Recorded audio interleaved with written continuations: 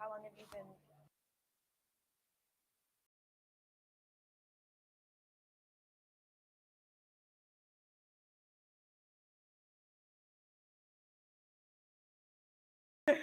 I'm just doing it because they said.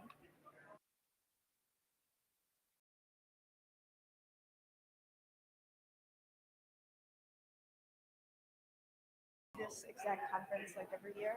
Or This one, yeah, we've done, yep, last 2 years. Always so much fun. Is that sarcasm or is it a little bit?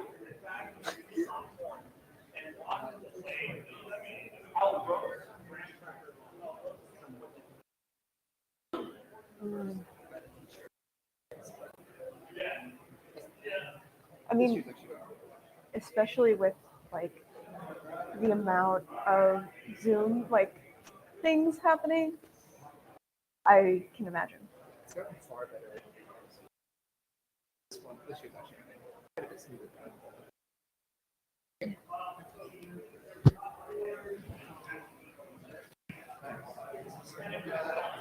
Alrighty, we're doing a check. Hello, good afternoon. Live streaming from the catch box. Checking. Checking this. We're good. Yay. Could you actually hit the big red button on the right of that mixer? It says mute on main. Yeah. Got it.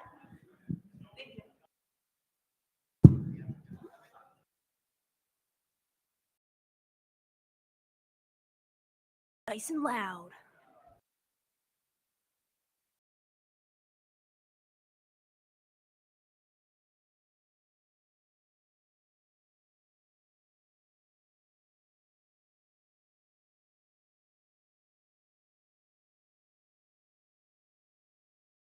Anything more than internally.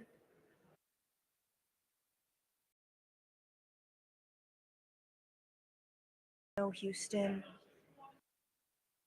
Here we go. Here we go. There we go.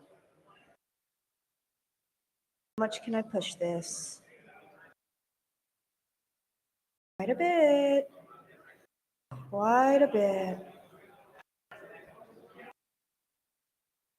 Alrighty.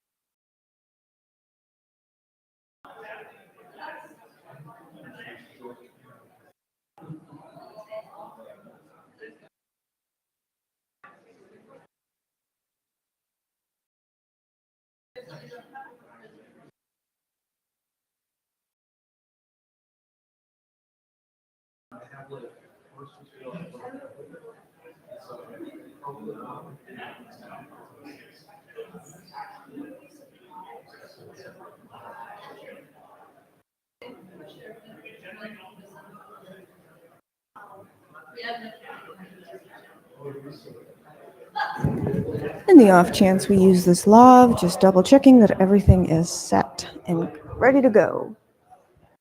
Can you hear me? We're on.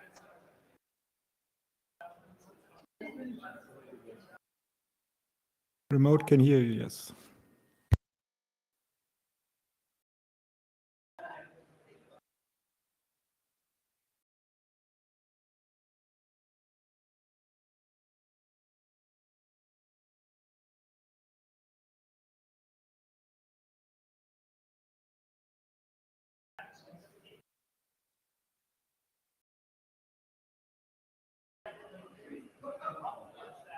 We're good.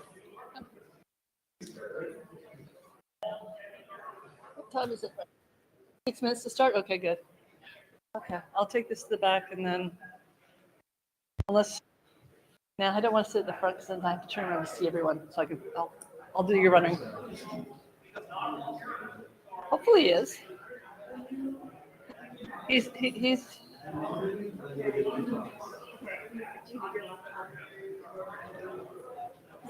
In theory, probably.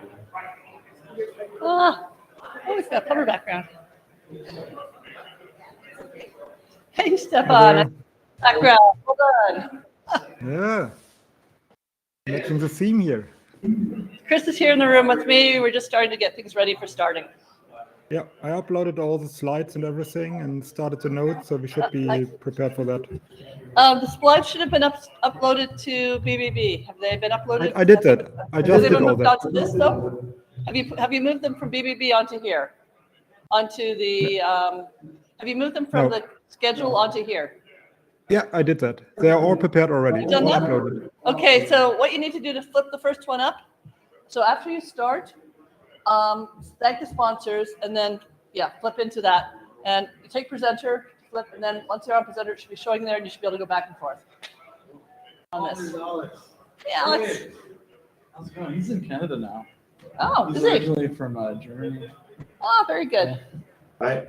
Okay It's then. only me being in And a I'm, long. and I'm helping you with throwing the box around. Okay, cool. Okay. Oh yeah, Stefan. So my laptop is dead. Are you gonna be able to moderate after? I could maybe charge it right now.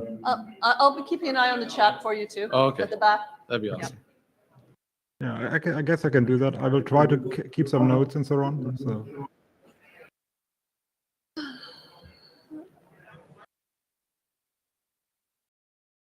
Nico's here. Sure. Keith Packard's way back there. Yeah, look at the online version. It goes. It's accurate online right now. We double checked that before the meeting, before everything started. It was showing up weird. Yep. Click on it. Go to detailed view.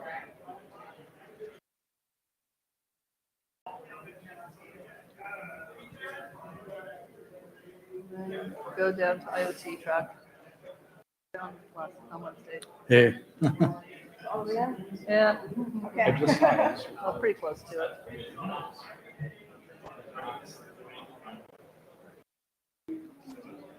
So we're the gray, right? Yeah, we're the gray. So we should end at 6. Yep. That's really the. That's what we're trying to, and then the buses will start leaving at 6:15.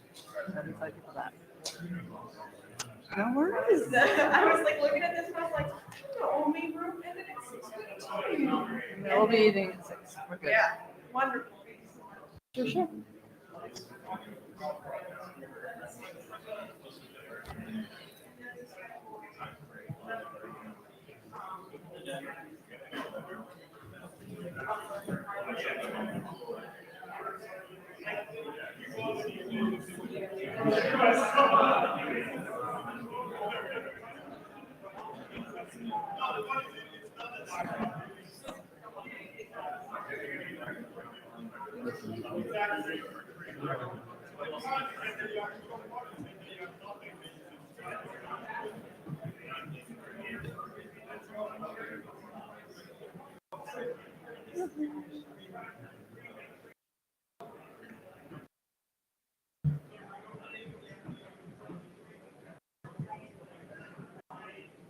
The stage is very wobbly. Everything shakes. So my stage is fine here, very solid. Dinner table.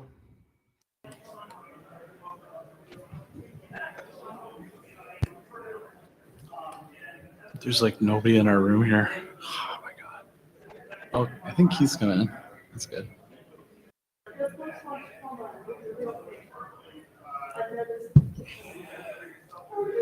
I'm good. Good to see you. Thank you so much for all your work, Dr. Philly. That's wonderful. It's been wonderful to see all that stuff show up. You know, I'm so happy. It's something I do in my spare time because it's very relaxing. It's No, that's very cool. weird. No, this is completely cool. And you and I should have a long discussion about relaxing and making fun and things like that for oneself. If Exactly. we want to do it this season. Yeah, no, I actually want to chat with you too about the rocket stuff and things like that as well. That's Are you why I still actually use the libraries in Excellent. Rocket. Can you do a blog? Well, it's 2:30, Okay. so I think we should probably I just could do a blog. get a move on. Yeah. This is the IoT micro conference, everybody. Thanks for showing up. I know that there's a big embedded thing going on right now too, so hopefully we get some of the fallout from that afterwards. But yeah, our first speaker is going to be Stefan Schmidt and Alex Ehring. So go ahead, guys. Hello, everybody. Let me change the slides here. There we go. So yeah, welcome everybody. So this is an update on the Linux WPen space. So basically, same thing we have been doing over the last couple of years. I will start with a little bit of an update what we have been doing in the kernel since last year. So a little bit of admin stuff and also the user space updates that we need for all the kernel changes we are doing. This is more like updates for everybody.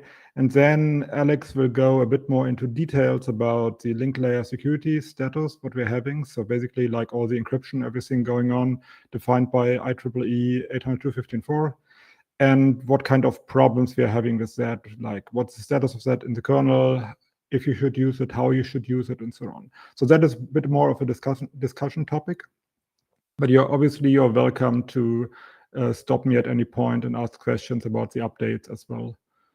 So with that, no further ado, I'll get started. So Linux WPen, or in the kernel, it's like IEEE 802.15.4 subsystem. It's basically a low power, but also low rate wireless system. So we are not talking megabytes here or anything. You're not streaming your video. It's more like machine-to-machine communication. It's a base for protocols like Zigbee or Thread. So also wireless HART for like industrial environment and so on. So it's quite old. I think it's like 17 or 18 years by now. So yeah, it's there for a while, and with Thread nowadays it got a bit more attention again. So what we have in the Linux kernel for many years, we have a subsystem for that already. It was never really like fully functioning or anything. So it was working for like the basic things, and then the 6LoWPAN adaptation on top of it. So basically running IP version 6 on top of this low rate protocol. All of these things have been working, but there was no management or anything. Like you normally in this protocol, you have things like forming a pen, being a coordinator, handing out short addresses, and so on, coordinating all these things. All these things haven't been implemented. But luckily this year, Miguel started to work on this. So this is the main updates we are basically coming with you. So what we have is we have a normal softmac, we have a Netlink user space interface, we have drivers. So it's modeled a little bit like the wireless subsystem. So for anybody who was doing like networking in Linux, that should be no surprise there, basically. Yeah, I mean, the one thing we have is 6LoWPAN, as I said. I see a typo there. That's basically taking layer 2 MAC addresses, reusing them in layer 3 with IP version 6, and other parts of the protocol getting deleted and so on. So basically the idea is to compress everything down to fit, to make a IP version 6 frame and everything, all the payload fitting into the 128 byte frame size we're having in this protocol.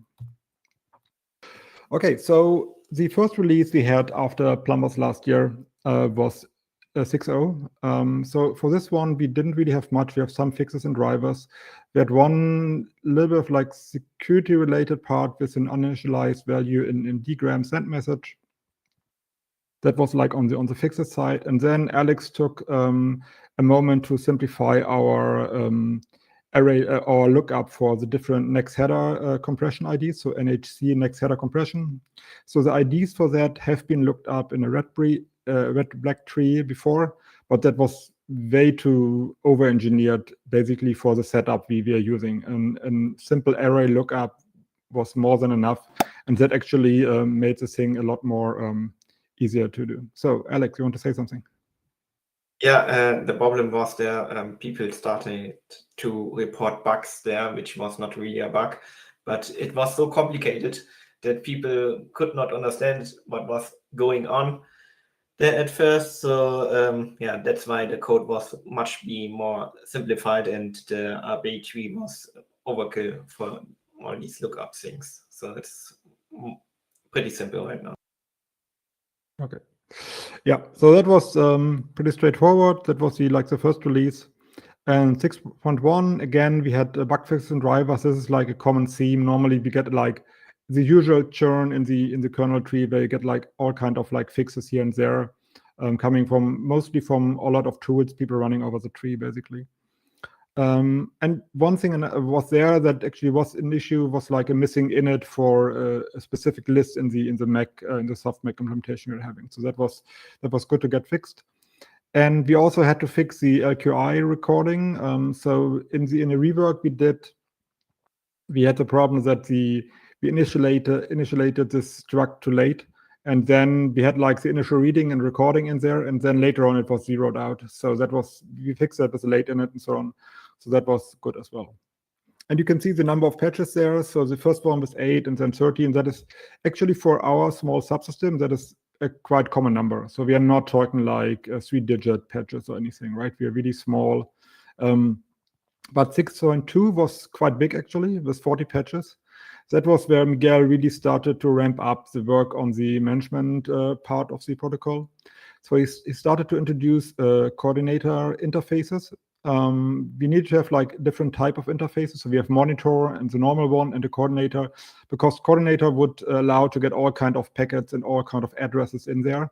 Normally this kind of hardware has like address filters on the hardware level to not overload the normally used on microcontrollers, so they don't get all the data in.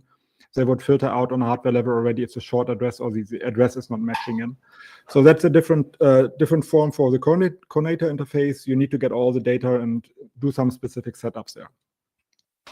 And then the initial work was started for scanning in the new netlink scan group, basically. Come on, what's going on here? There we go. So this 6.3, we are again at like 26 patches, and that was when Miguel was starting on the beaconing support and the scan support. So beaconing, sending out the beacons. If you're a coordinator, you're doing that. And for all the normal device nodes, they would scan a passive scan, obviously just listening in for beacons that are coming in. Later on, we also see an active scan support where you actually requesting beacons to be sent. But at that point, it was passive only. Then we had got some more code coming in from the conversion from platform data to the new GPIOD API. That was mostly, again, all of tree. I think Arndt and some other people did that to get all these drivers fixed we're having there. 6.4 was again a bit slow. There was only like normal driver fix and so on. 6.5, again, there we picked up the active scan support and answering beacon request frames that are coming in. So that is basically when you're requesting a beacon to be sent. And we also started to have support for management handling of limited devices. So, I mean, in Linux, that's not really the case, But in this kind of network, you have like devices with different types of functionality. Normally, it's really about like the battery usage and everything, how much power you can conserve. Like think about like a door or window sensor, right? You're a lot more you're happier if this thing can last like 2 years on a battery instead of like a few months, because it's like awake all the time and responding and so on. So, and the last part for the updates, again, 6.6 driver fixes. Nothing there. Basically, summertime, Miguel didn't really have much time. For 6.7, we don't really have much scheduled. We have the usual bug fixes, everything that goes in. But for 6.8, we actually are now in a state where we have the internal pen management queued. So this should be something that should land in 6.8. And that would allow like things like associations and disassociations between the devices, and also extending the Netlink API to get the list of associated devices to user space. So at that point, we can really look into having like a user space daemon that actually runs, make sure that what kind of nodes are available, handing out short addresses, manage all of these things and so on. So that's a state where we can actually go at that point. So that was it on the. Go ahead. Stefan, I had a quick question. Go ahead. So do you think you're going to aim to integrate that with Network Manager? Because I know that's kind of at least, from what I remembered, that was the big thing for Wi-Fi. Do you think that would be a wise thing to do for 15.4, or is it maybe not? Yeah, I was pondering about that for a while. The problem is that there's actually initial support for 15.4 and 6LoWPAN for the device types and so on. They have that in Network Manager. But what is the use case for someone using Network Manager and run it together with 15.4, right? I mean, that is something I would need to understand better who would actually do that. So for me, this is really like an embedded system type of connectivity you're having. I'm not against doing that, but I don't see myself starting any of the integration. And on the other hand, at least for the basic pen handling, so basically the coordinator daemon running in the system, that would be something I want to have like a standalone solution for. If that one talks later on to Network Manager, or Network Manager would want to re-implement these kind of things and so on, I'm open for that. But I would need to understand that. So I know, for example, the Nest people did some implementation for the thread stuff in Conman for their Nest thermostat or something like that. This is something I understand because Conman is a lot more like targeted for the embedded space. And I see some integrations there.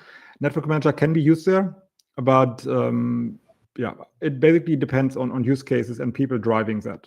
So it's not really on my agenda, but yeah. Alex. I would definitely agree. I think like keeping the surface area that you have to, hunt down bugs in and test much smaller, that's a good idea. I just thought, I think it's pretty similar to the 802.11 in terms of like the Netlink messages that you'll be sending back and forth anyways. So if anything, you can maybe glean a little bit of information from there, but you already know all the details, I'm sure.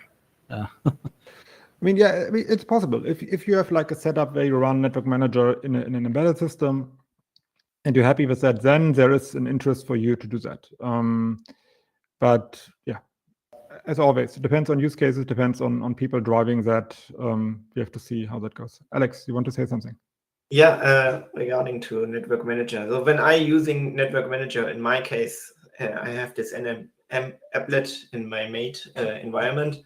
And then I can scan, and then it pops up everything in a little list where I need to click on. But also the 802.15.4 use case for scans, it can it can take a long time. So maybe this is something to consider, that it is a little bit, you cannot press scan and waiting in 10 seconds, you have a whole scan and your things popping up there.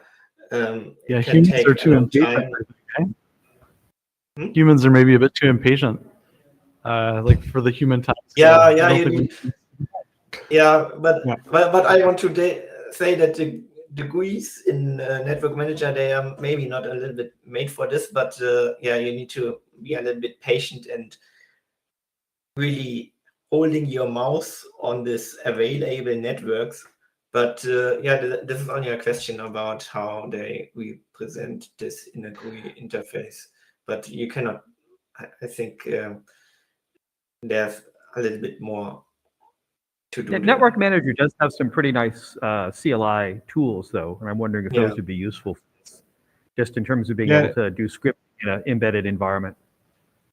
Yeah, I mean, that's basically what I wanted to say. So we need to make sure that we differentiate here between like the UI part and so on, which is not something CB used for that part, but at least the network manager as a system service being available even on embedded systems. So on, you have NM CLI and so on that's there, but also like the general integration, right? So I did an embedded system with just like network manager setting up the soft access point and so on, and handling all the other parts. So that is there, and it might make a lot of sense also for the IP version 6 handling and so on. So if you don't want an RedVD running and so on, but there would also be more to that. So if you want to have like a full setup, then you wouldn't need to handle specific IP version 6 messages for CIO and so on to make sure that that is working. But Network Manager can be used for that, again, depending on who wants to drive that and not. For our test case, we would definitely have like a standalone coordinator just to make sure that that is working. But this could also be then translated over for someone who wants to do that in Network Manager. Is that something that you and your team, you think you'd be able to do like as part of your day job? Because I know a lot of us end up doing stuff just in our free time, you know, quote unquote.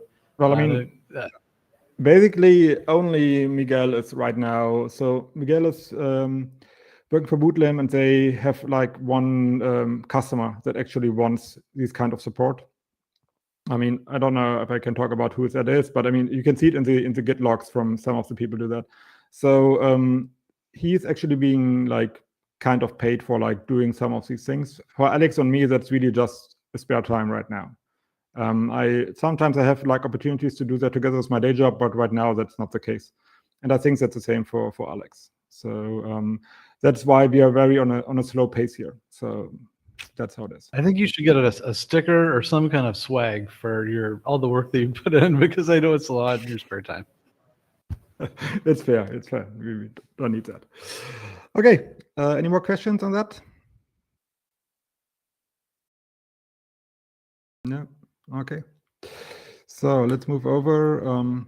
So I hinted on that already with the admin updates. So this was mostly driven by me and Alex for a while, and then when Miguel stepped up and did a lot of this work, and he was really reliable, and we can really count on like even him reviewing other people's patches and so on. So we asked him if he wanted to join. So by now we are a 3-person team, which is for such a small subsystem really good. But at least it gives us some freedom to actually so at least one of us is taking the next tree and the other one is taking the stable tree. And so we have like a bit of like shared load there. That is quite good. So we're doing round robin there.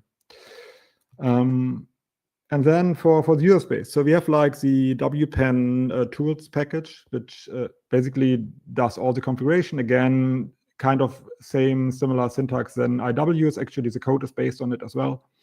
So now with all the kernel updates we are getting, obviously we need to have like this kind of support in user space as well, using these new netlink APIs we are defining.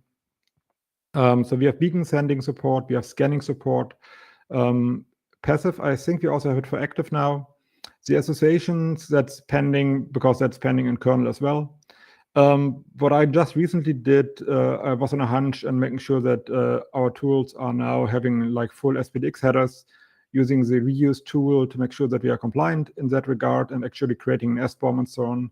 That is, some people like that, and yeah, that's was just like a one evening job for me to get that done. So, and also I started to use GitHub Actions. We have been using Travis for a while, but that falls short.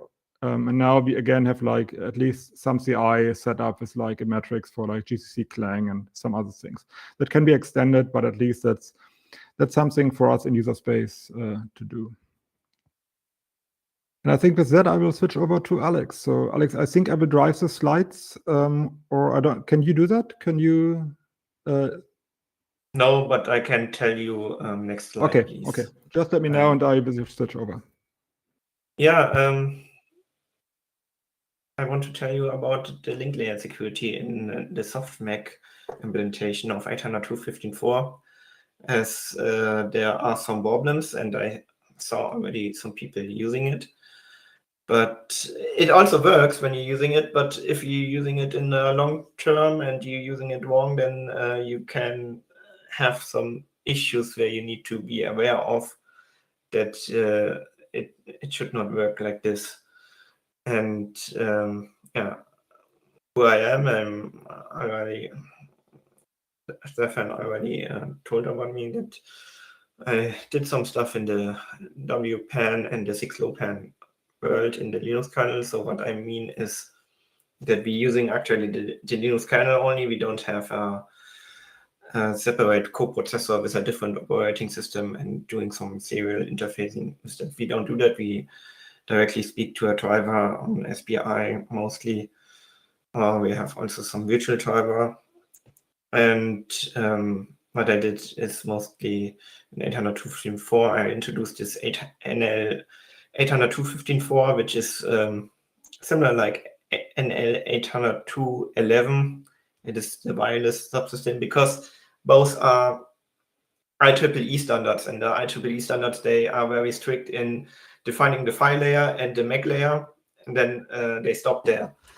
And they're making also the same separation between the MAC and PHY, and it's already good that the wireless people was introducing something there. So we make it only a little bit 802.15.4 like what the spec says, and also existing wireless developers, if they do something in 802.15.4, they can easily get into it. So in 6LoWPAN, I did something with this Ripple. I have a user space implementation there for Ripple D, which is only a proof of concept because the source routing feature there, they can actually using IPv6 option, source routing option, and then they doing some routing with it. And this Ripple, which is for lossy and low power networks. If you're interested into it, we have this in our GitHub tree, and you can easily test it with some namespaces and the HW simulator for 802.15.4, which also exists, by the way, for 802.11 for the wireless thing. But we did some tweaks that you can say which node can talk with another node, and if you put it in different net namespaces, you can do some exciting experience with 6LoWPAN routing. And I also did the neighbor discovery operations. This is an extension to the IPv6 neighbor discovery, that because there exist some IETF standards which extend the existing IPv6 neighbor discovery with 802.15.4 specific things like short address and the extended address, which is how you can put that in IPv6 neighbor discovery messages. Then I did also the fragmentation, so the neighbor discovery ops. It's simple that you can make a different IPv6 handling according to interface type. And if you have an interface type IEEE 802.15.4 6LoWPAN type, then you can make special handling there. It can be easily extended. But there's also more to do in the 6LoWPAN neighbor discovery world, because they did a lot of more different things there in IETF. So in the fragmentation, this is interesting because before 6LoWPAN fragmentation, there was only IPv4 fragmentation and IPv6 fragmentation, and they're using the same API to make fragmentation handling, and 6LoWPAN was doing it on their own with some list handling, which was the historical reason was it was getting this code out of Contiki. But I adapted it that now 6LoWPAN and IPv6 and IPv4, they are using the same fragmentation handling there. It's nice. to do that, because for IPv6 for 6LoWPAN we need IPv6 anyway, so they use the same code for this. And yeah, I did some talks about Ripple at the NetDevConf if you want to check this out. Yeah. Can you make this next slide, please? So about the link layer security. So the history about this, I was not introducing it. It was several years ago by Phoebe Backheister. And it's only the softmac implementation, because we currently only support softmac transceivers in our case. And what I did was introducing an API for the already mentioned Netlink 802.15.4 interface, which is very close to the IEEE 802.15.4 spec. They're describing our management information base with lists and something like that. It looks pretty similar, in the hope that the API looks at the end like talking to the softmac layer and talking to the hardmac driver, possible hardmac driver. So it's still experimental for various reasons. One I want to mention here, and the user space tool IWPAN, they providing some dumps and scripts. It's really terrible. It's like IP tables. If you ever worked with IP tables, they also doing that, like dumping the whole config like it is a shell script to reproduce the state when you're booting up the system again. It works like this, but it is only very experimental stuff which works right now. Next slide, please. And yeah, my answer to this, to the link layer security, please don't use it, because until you know what you're doing, there are certain parts which I think it's out of code of the IEEE spec. They are not solved, at least for the mesh topology. That means not this association and the association, if you don't use that, only peer-to-peer. And I already seen people using it. Please don't. Can you, next slide? So the problem there is the frame counter, but I already mentioned the management information base. They having a frame counter for the node itself, need to maintain it. And it's part of the nonce pair. Very simplified. The nonce pair is a number used once, which in the cryptographic system of the IEEE spec, I don't want to go into the details here, but you need to only to know that there's the number used only once thing, and it has a, like in the computer airways, you have a resource, limitation of resource. So I don't know how big it is, but at some point it repeats itself. And if it's repeat itself, then you're getting a problem there. And then, Go ahead. Yeah, can you, is there some question? I was just going to ask, do you think that you could use any additional help with the link layer stuff, or is that something you want to tackle all by yourself? Because this is a great place to ask if there are lots of people out there that are really interested in getting into this stuff too, right? So if you're looking for someone to kind of offload a little bit of work to, then by all means just ask for help. I would if I were you. If you need, give us a list of people. We are happy to take them. I have one person in mind, but I'm not going to volunteer them. Okay, we can talk about that later. So this is definitely something that we need to look into. Okay, the frame counter is pretty simple, because it's increment after each frame counter is sent out, and yeah, that's what it stands for. And it's in the security management information base. Can you make this next slide? So it uses this nonce pair, which the frame counter is part of it, and then there's also some address information, and then it combines that with the shared key, which is also known. And it's only important that you need to know nonce pair and the shared key together. Then it's going into the link layer security, which is some AES CCM algorithm thing. Can you go to the next slide?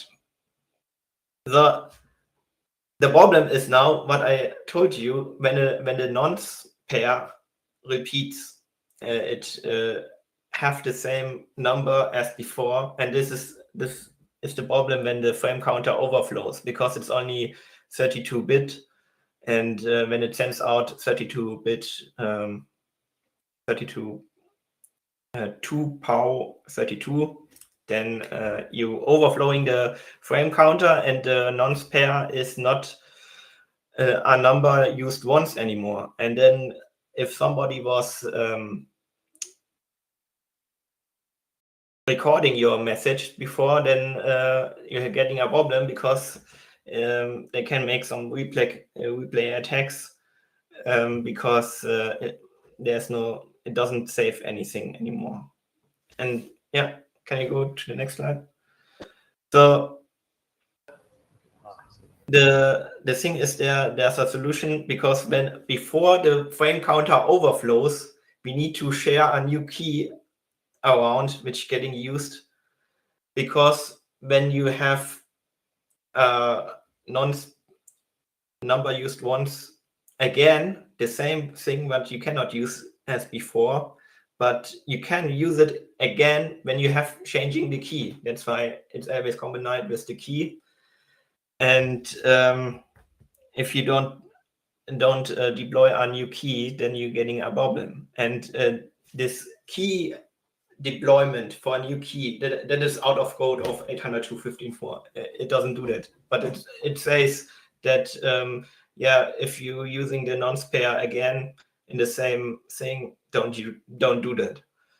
And the current behavior in Linux is that we just ignore overflows. So it is terrible. It should not happen. But yeah. So I mean, basically, the stand IEEE takes here is that they provide the plumbing, the low-level plumbing for that.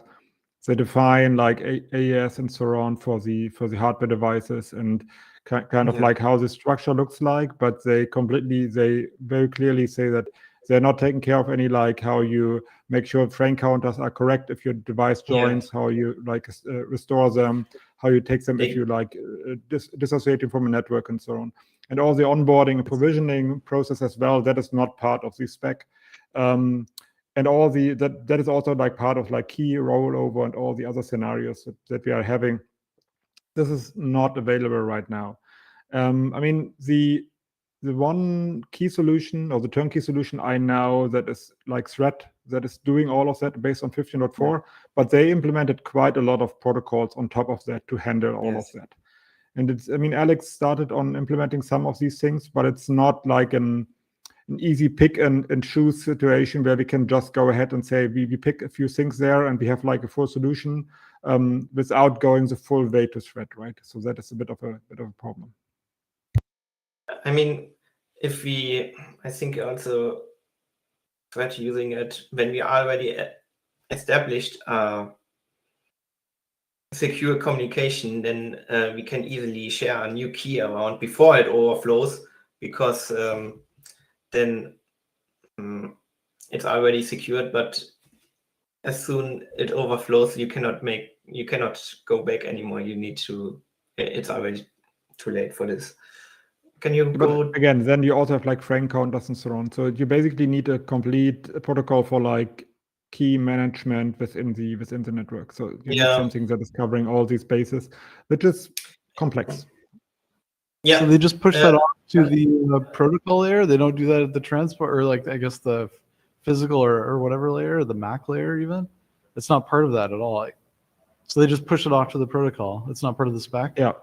Yeah, I mean that's what they say, right? I mean sorry, Alex, if I jump in here. I mean, basically they say like AES and so on. That's how we define it. We define like this part of the protocol header is like for the counter and all these kind of things. They define the primitives and the plumbing blocks basically, but the rest they really leave like to whatever application layer wants and organizes the mesh on top. Yeah. So it's what I write there. It's out of scope, but they tell you they're giving you hints what you should not do with when the frame counters overflows and something like that. And they at the IETF, I think they're having also some. I think it's named PAM or something. I don't know, PAM, something for key exchange and something like that. They have also some different protocols to do that. But I also need to mention when we talk about IETF and thread, this is all on an IP level. So but when people only want to use 802.15 MAC, they don't want to use any IP or something. I don't know. So can you make the next slide? But there's also another problem because the security layer, it has an access control list. So it has an access control list about each neighbor. You need to fill it up, and currently you can do that manually. And when you filling up the access control list with all the neighbors, then most people say, okay, I make frame counter 0. But you should not do that, because if you joining a network which already transmitted something, you need to use the frame counter, which is the actually frame counter of the neighbor managed. And there's a bootstrapping issue with this. When you're starting it with 0, then there's also a replay attack possible, because you're trusting the first message which is received, because they checking if they only trusting the message when the frame count of the message which is received, which is higher than the actually frame counter in the access control list. So there's another smaller issue with the access control list frame counters. And this is a bootstrapping issue, because when you're joining the network, then you need to synchronize this frame counter parameter with other nodes. And can you go to the next slide? Yeah, don't do it with 0. And they trusting the net. They're trusting only message with a frame counter received, which is in a higher number than in the access control list. Can you go to the next slide?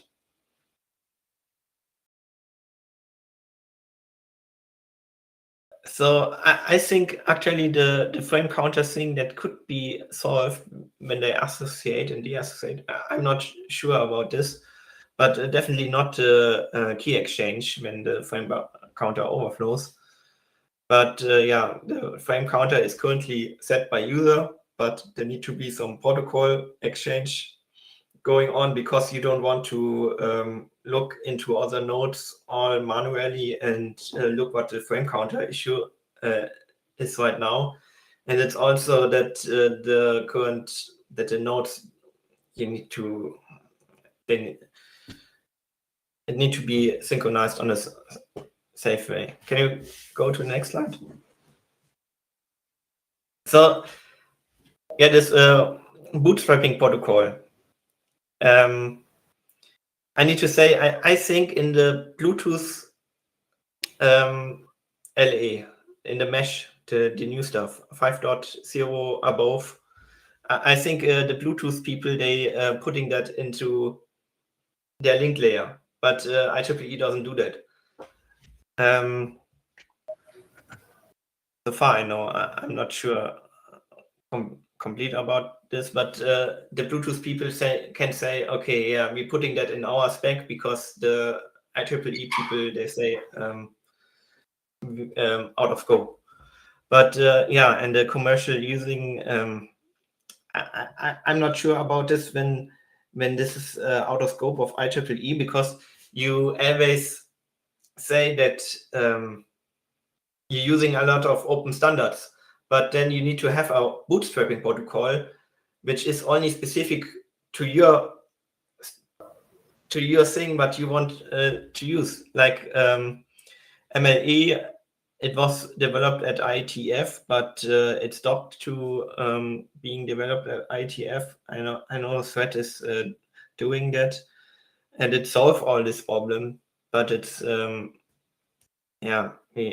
need to look if this can be adapted to it, and also you want something which works out of the box. I mean, currently when you use in Linux and you are not aware about these problems that I mentioned right now, it works out of the box, but then you going into a certain area where when the frame buffer issue, frame counter issues coming up, that you need to solve that somehow in the upper layer.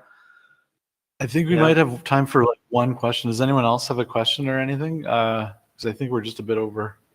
Oh, okay. How many slides are you guys good? I think We only have like one or so. Yeah, don't use the LSSEC, and I think solving it's a little bit complicated. How we doing that everybody's happy and we can still talk with other implementation, because there's currently person that might be interested in doing that. Like, so I'll get in touch with them and I'll see if that's something they're interested in. They wanted to contribute upstream, but they were thinking Zephyr. So, but I think if they're putting it up to Linux, that's fine too. Any other questions? No, just one last comment from me about so whatever, if it's MLE or something else, we also need to take into account that it's not only Linux, right? So Zephyr or whatever other archers that is using that would also need to be a target for that. Because I mean, right now we can only test like LSEC between different operating systems, but only the basic plumbing, making sure that we can actually decrypt messages and so on, but not like the full scenario. And when Alex talked about not using it, it's really about like for products and anything. Like it's not like for testing and development. That's fine. You can use it.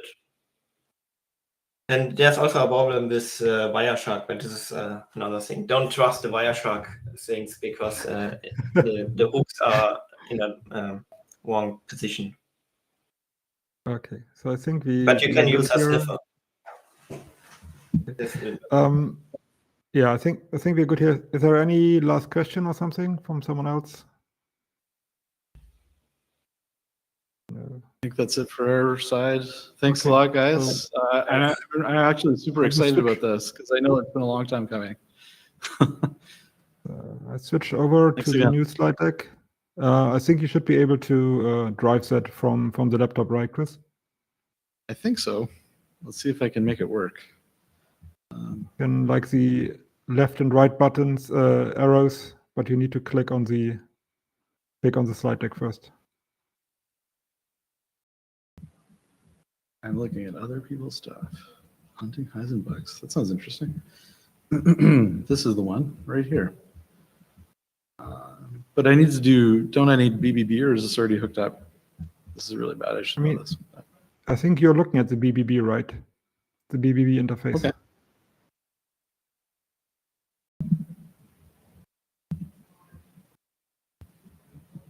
I'm on the plumber's event site actually, so I'm just not sure. Where's Kate?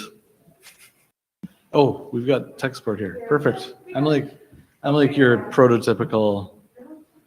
It's every time, every single year. It's the same thing every year. Yesterday we had a quick. Oh, well, this is part of it.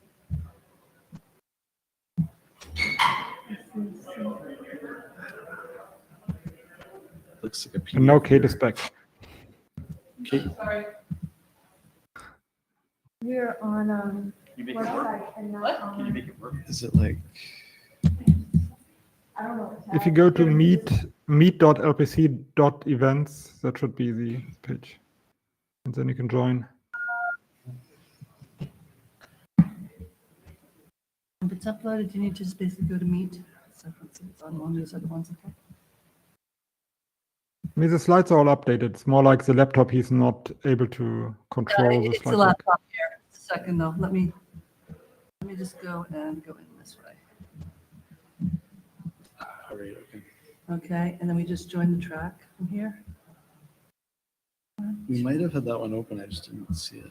Yeah, this one here. There it is. Yeah. Okay.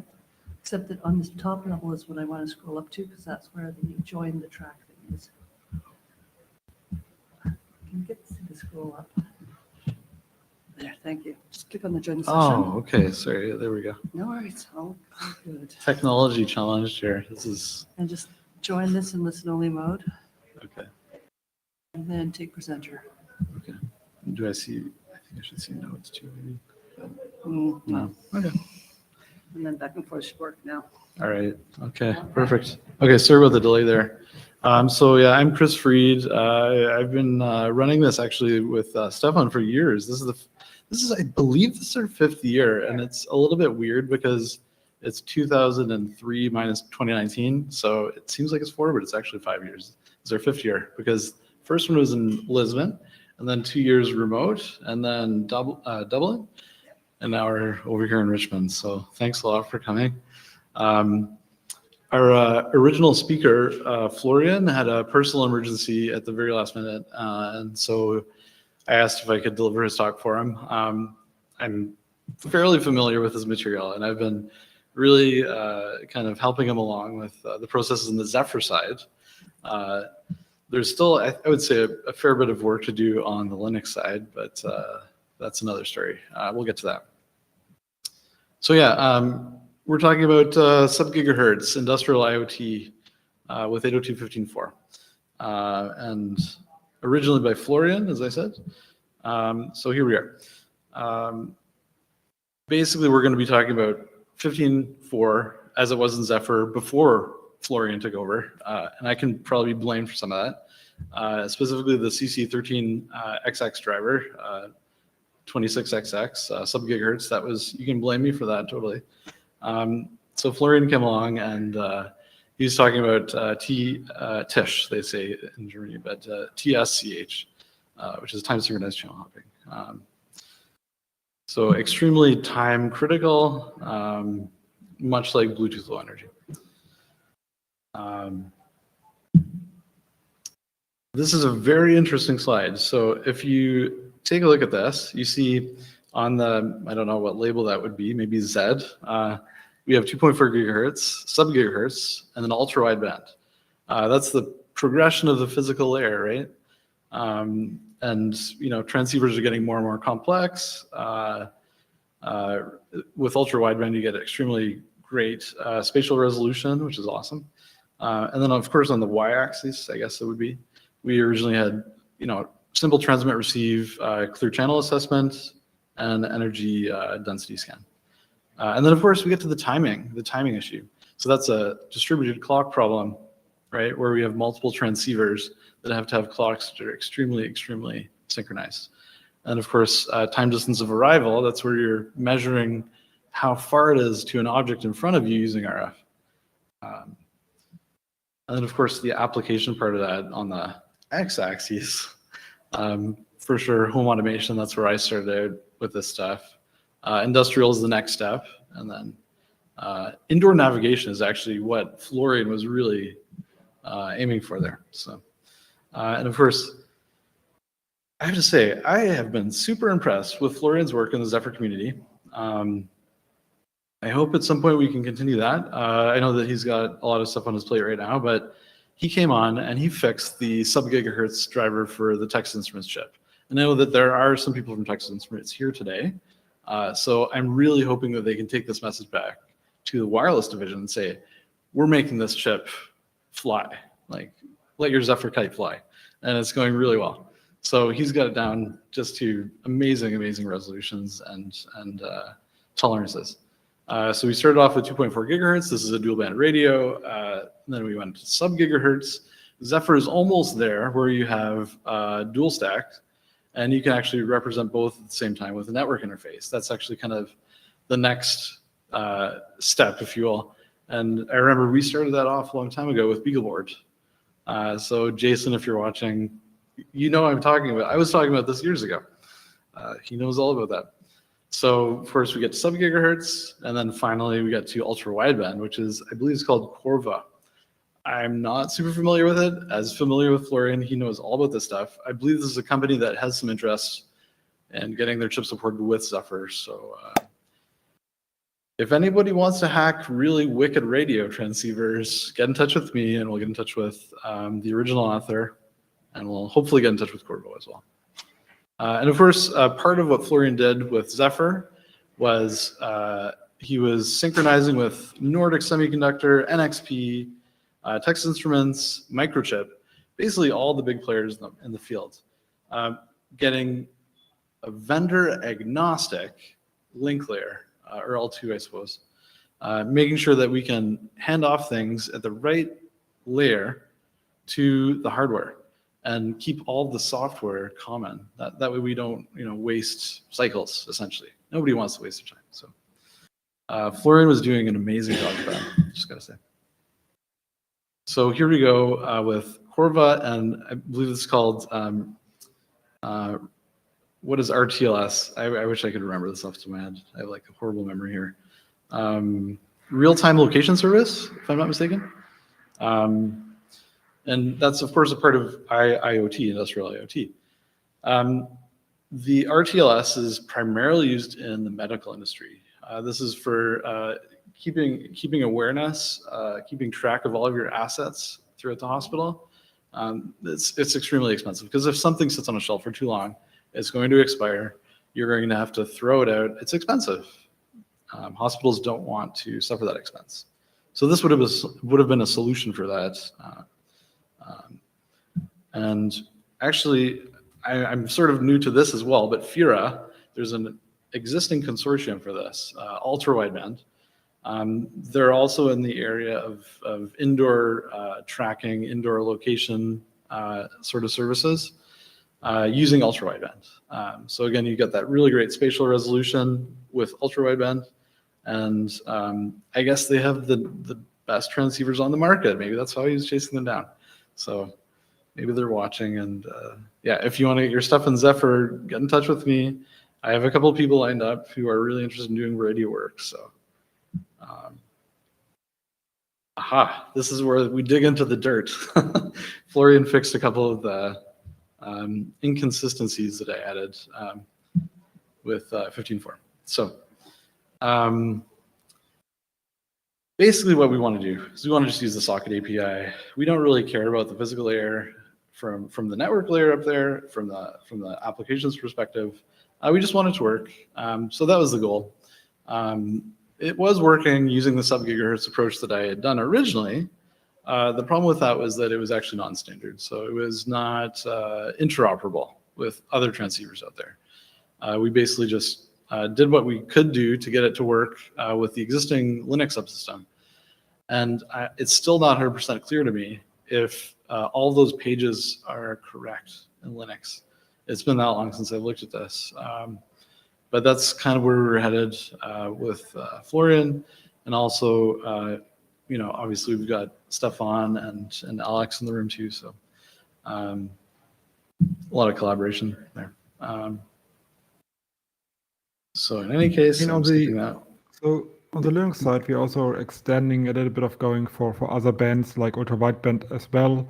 A lot slower, obviously, than Zephyr, but I think Miguel also has, as a long-term goal, he has also ultra-wideband work on his plate as well. So that hopefully that would involve some of the Decawave hardware you're mentioning. I think that's the connection here, right? Corvo bought Decawave, and that's how they get all the ultra-wideband stuff in there. So that's definitely also something you want to look at. I think all the bands and all the pages and so on, all the layers, that should be okay now on the Linux side, but yeah, there might be a small bug here or there. I think it's important, actually, from the perspective of Linux Foundation, I think we really need to solidify that, because that's something that people expect to work right out of the box. When they use an embedded Linux solution and a Zephyr solution, it's basically the same community that's providing that. And so I think it should be a priority for us to kind of nail down that interoperability, maybe with one or two different radios, but we'll get there. I'm just glad that people are working on it. So I thought I saw Mikkel really briefly actually. Is he around as well? I just wanted to confirm that that was a longer-term goal. For now, there is no ultra-wideband support at all in Linux, but I currently have a work in progress branch where I'm working on that. So I suffered from some hardware issues recently, so it's not yet upstream, but I would really want to see this at least sent on the mailing list, well, first quarter of 2024, maybe. Excellent. And do you think you want to get in touch in the Zephyr side as well at some point? I probably have someone that would be very interested in working on that with you. You mean on which part? Just making sure that we can speak to Linux from Zephyr using ultra wideband. Oh yeah, actually, that's something that I wanted to do. For now, I'm only focusing on on the Corvo and Decawave transmitters. So yeah, I will need some hardware at some point to see if I can interact with other devices.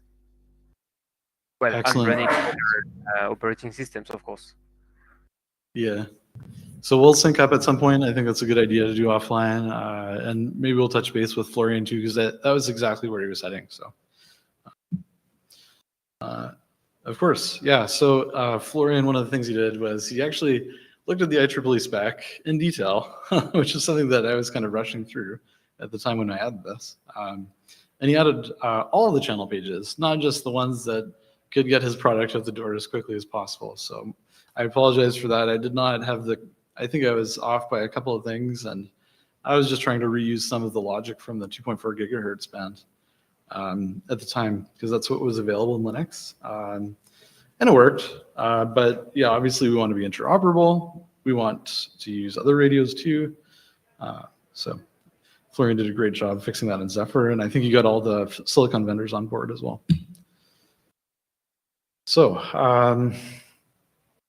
the summary, effectively, like, yeah, he decoupled the link layer L2 from IP, which is L3 in his slides here, which is great. I think that there was another goal that was actually kind of next on the agenda, which would have been the time synchronization aspect of this. And particularly in Zephyr, I'm the maintainer of POSIX, and I'm a kernel collaborator now, and actually that's definitely on my agenda. We want to have pretty tight time synchronizations for all the various clocks. Like, of course, we've got clock monotonic, we've got clock real time, but then we also want to have sort of like a NTP type clock or something like that. Not NTP, it'll be different than NTP, but PTP essentially, yeah. Thanks, Keith. This is a great tracer. So Florian, I'm not sure exactly which tool this is. I believe he was using something from J-Link or something like that. But he ended up getting kind of the optimal power consumption for what he was working on. He could schedule transactions, transmissions, receives, that sort of thing, and then shut down the radio immediately, lose practically nothing. It was sipping power. It was perfect. And then, of course, I think it's in maybe a subsequent slide, we'll see exactly what that margin is. Another really great contribution that Florian made upstream in Zephyr was to just revamp the 802.15.4 documentation. He did a great job of that. And not just the documentation that's facing you on the website, but he documented the code and the APIs really perfectly. So thanks again, Florian. That was amazing. And yeah, he fixed all the bugs, so I'm happy with that. Yeah, and of course, I think it's always a big challenge whenever you're dealing with a community that's dealing with different silicon vendors. You always have to come to a consensus, and Nordic is a huge player in this field. Florian went way out of his way to make sure that he was making sure that they felt secure enough to move forward with his patches. He jumped through all the hoops, provided all the timing diagrams. It was incredible. So thanks again for that. And I know as well, like the people from Nordic that worked on this, so I'd like to thank them as well. One question on that, Chris. So do you have any, I mean, as far as I understand that Nordic has their own SDK, the Connect SDK based on Zephyr, but they also have like specific parts of the layer 2 of 15.4 for their drivers that are not in Zephyr upstream. How is that? I mean, I'm a bit confused about that. So they have like some specific implementations with some details that they only ship in the SDK, or why is the difference there? I don't think that's the issue. I think the issue is that essentially the release schedule of Zephyr doesn't go as fast as they need it to. And so they probably have a fork where they put their temporary patches and then they kind of schedule them. Okay, I think it's more than a fork. I think also like the multi-protocol support where they like running on the same radio, Bluetooth and 15.4 and all kind of other things. They have like as extra functionality implemented in the SDK, but not in upstream. At least when I use Zephyr upstream on one of the Nordic board I'm having, it doesn't have all the features they are stating in the SDK at least. So you don't know anything about it. Okay. They have their own Sorry, business Kate? strategies, and they make certain things available at certain time periods. And so you pretty much have to talk to the Nordic folk directly to understand what their strategies are. But they are very much committed to the project and moving things upstream. It's just a question of when it makes business sense for them. That's true. And every time, basically we've been told, like every time we get a question about the NRF SDK in the Zephyr community, we're actually just supposed to direct it back to Nordic. But I understand the frustration there too. It should just work upstream. I mean, it's not a real frustration, right? I mean, I'm quite happy. I mean, I use the Nordic boards with Thread and all the other things, and they do a great job supporting all of that. That's fine. I was just confused why they have like specific parts that are not part of it. But I mean, what Kate explained here, like they have like different business topics going in there, and like that makes a lot of sense, like how they handle the SDK versus the upstream projects they're basing on. I wonder if there's like a coexistence issue as well, because maybe they're running Bluetooth. I don't know the details, but there's something like that. And when you have to get, kind of certified with Bluetooth SIG, it's a whole other hairy situation. Yeah. But I mean, I don't think there's any multi-band support in Zephyr, right? I mean, all the other vendors like NXP and so on, they also don't have any multi-band, multi-protocol support, right? That's right. Yeah, we need a coexistent solution in Zephyr, which will, I believe, it'll be its own device, and then it'll basically be a switch, essentially. Okay. Yeah, it's definitely been in plans for a long time. We'll get to it though. Yeah. So actually, Florian, there's always the approach of someone starting upstream something that they don't like, and that motivates them to actually do theirs. Oh yeah, for sure. Yeah. So you're saying I should bring up a really crappy solution and then hope that Nordic steps in and does it right? Well, I mean, that's sort of what happened though. I mean, we'd really like to get TI more involved in supporting their own silicon and stuff like that, because that was the chip that I was using. But then if it's solved for text instruments, the Nordic should be able to use a very similar solution, because Zephyr has a really great abstraction layer. So that's my hope. I'm hoping that somebody, they're scratching their own itch and they're able to upstream a fix for that. But if not, maybe we'll get enough interest together from text instruments and, Corvo or whoever. In any case, back to Florian's fixes here. So it looks like he fixed the CSMA clear channel assessment back off problem. What's strange here is that it looks like, it looks like the jitter has increased. I'm a little bit confused about that. So I don't know if I could actually go into detail and say like how it's fixed, but I definitely trust him. We'll see on the next slide, actually. I believe it's one of the next slides, where his margins are extremely good. But packet error rate definitely reduced, so that's a huge, huge bonus. Oh, sorry, the dropped packets went to 0. Yeah, obviously that's fixed. My mistake. So he fixed the upstream driver bugs. It's stable.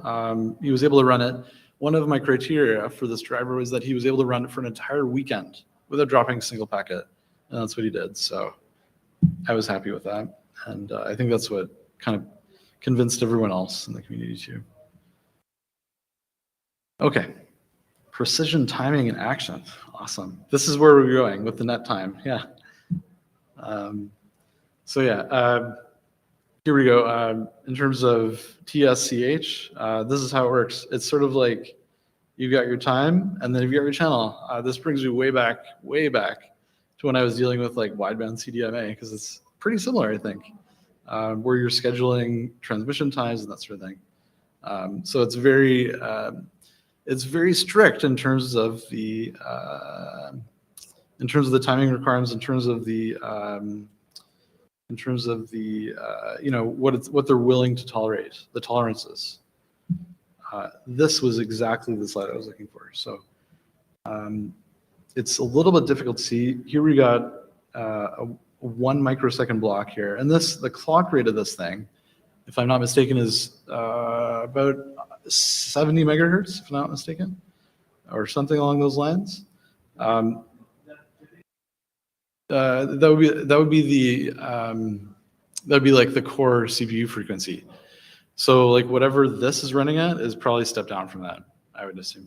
It's called the RAT, R-A-T, Radio Access Timer or something like that on this particular part. But yeah, if you look at these tolerances, like the expectation, the actual, where he actually landed here, it's less than a microsecond. So I think that's very well within tolerances for TSCH, and as well for something like Bluetooth. So Bluetooth was one technology that we really wanted to support on this chipset because it's supported, just not with Zephyr Stack. And there could be potentially some collaboration with Texas Instruments there. I'm still hoping for that. So we'll see, you know, how the attendees feel about that from TI.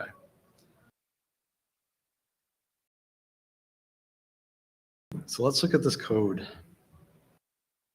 Net time reference API get. Set the trigger type. Get tick from time. So this is, I think it's also converting at some point between time points, which I believe Nico was pretty opinionated about. Time points and another sort of reference clock, if you will. I'm actually fine as long as it's accurate in terms of the core clocks.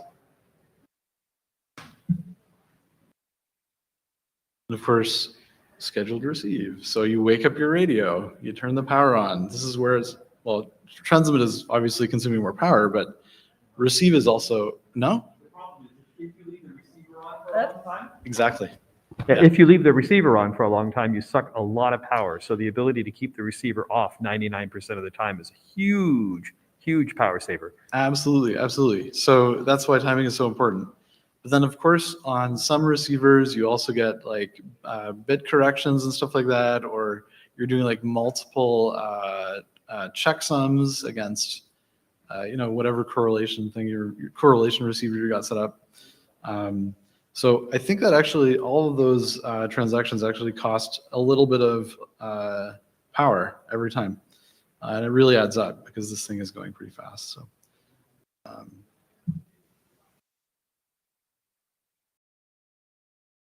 yeah, this is definitely where Nico's getting old. So we've got the counter clock source layer, synchronization layer, which means synchronized via frequency, a distributed clock. And then we have the time scale layer where we're converting, I believe it's the time point to some other representation. And then you have the clients, and that's me. I'm the client in this situation because I'm the POSIX maintainer. But really, I want the very accurate clock, and I want to feed that to all the other threads in the system. That's my ultimate goal, and I was 100% behind Florian to get there. Hoping we still can. There's probably going to be a little bit of API how do you say this? A little bit of massaging to make it work, because I know that in Zephyr we have a pretty strong view of what time points are. We don't want to bend that. We want basically everyone else to conform to what our concept of time is. So there could be a little bit of probably a very minor amount of drift, but that should be taken into account with the protocol. We've got a comment from Florian in the chat right now. You might want to relay Oh. on. Sorry, what was that, Kate? There's a comment from Florian in the chat. Ah. Well, the side discussion that was from me. Ah. Oh. Side discussion going on how precise you really need to have this channel hopping. Oh yes, sorry. Well, it's got to be within one symbol period for sure. Yeah. For sure. It was just that there was some comments like how if it's possible to do it in Linux and so on with all these timings, and of course that is not really possible, but with Zephyr, Admirals, whatever, it's working for years in all these other systems, so that's not a problem to get these timings correct. I can see it as a challenge for sure, though, because of that round trip delay. Going back to the microcontroller from the Linux system, for sure. Whereas if you're just running that, oh, go ahead, Stefan, sir. I mean, on the Linux side, you would need some kind of like hardware offloading for that, depending on the transceiver does support that or not. The problem, on the other hand, is if you're going, for example, the example with the AT USB thing, that means everything would have to go through USB, which doesn't really help timing-wise, depending on what kind of ERPs you're using. So that might not even work. So you might need to offload bigger chunks of work into the hardware and so on. We have to find a good middle ones there, but that's really, for at least for Linux WPAN, that's like future looking for a long term. We need to have like a lot of other things in place before we can go to something like Tish or something like that. Yeah, I'm not sure if it's like a blocker necessarily for ultra wideband just by itself, but for sure in terms of anything that's really timing sensitive, Zephyr should be there for Linux to be a smart peripheral where work can be offloaded to, right? So that's, I think, the ultimate goal, to just get around that timing issue. It's a really good point. Thanks for bringing it up. So yeah, clock source API. We're getting into kind of like the POSIX layer here. Let me see.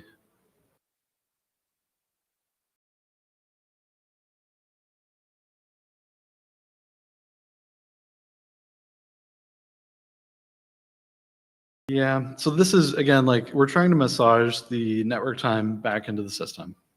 It's always going, we don't want to disrupt the kernel, essentially.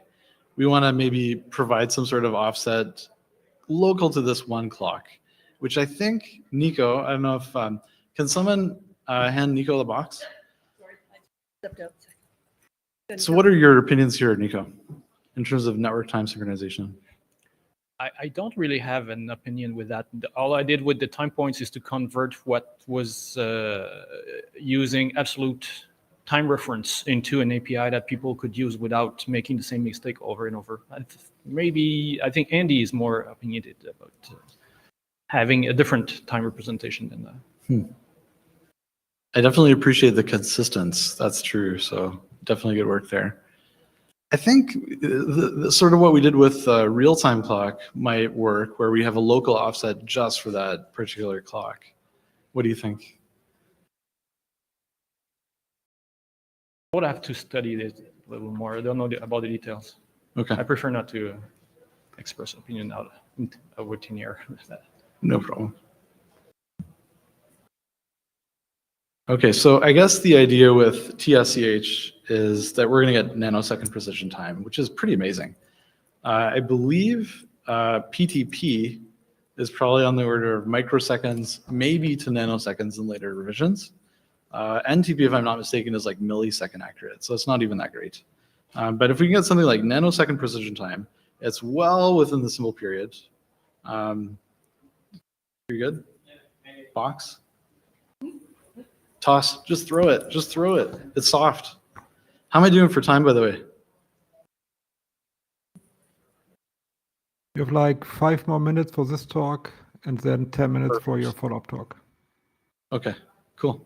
Go ahead. I have not yet the background what is really happening in Zephyr, but I mean, all these from Ethernet 2.15.4, we have all this time synchronization within the network, right? So is the point now to get that out, to get it for other parts of the system? That's the point? Yeah, we want to Okay. distribute this clock source that's highly reliable within our system. Okay. Yeah. Okay. And I think what we've done in the past, like for PTP, for example, or I think there's an SNTP, simple NTP. We basically just used the clock real time and then just done a straight offset. So every time we get an update, just do the straight offset. And it's not going through the device driver API, so there's no system call overhead. As far as I remember, I think there's only a system call when you're getting the clock back, which is, here nor there. Other architectures have really great clocks built right into, I'm just saying that right here. So yeah, I'm just going to try and breeze through ultra wideband ranging. As we discussed, like it's really great spatial accuracy. It's kind of the future for if you want to have smart things happening inside. If you want to have really clear asset tracking in a building, in a hospital, or if you're playing a game inside. I had this great idea at one point. I won't waste the time to talk about it here, but really, it would be very cool to have this kind of tangible thing where you can get like extreme accuracy. I think it just opens up a whole lot of doors. And I know that like AR, VR is huge now, and I'm sure they're going to get into that. So I'm not going to spoil it. I'm not going to speculate. In any case, it's definitely the future. I remember we were talking about this years ago. So I think we should get there sooner the better. I believe that's actually the last slide. So do we have any other questions or comments or kind of wishes and dreams or anything? Because we still have Stefan here and Miguel, who are also working on the Linux side of IEEE 802.15.4. Good? Okay. All right. So I think that's basically time. But all right. You're right on time. So should I switch to your next slides, or you want a short break or something? Okay. All right. I need my backpack. Just gonna.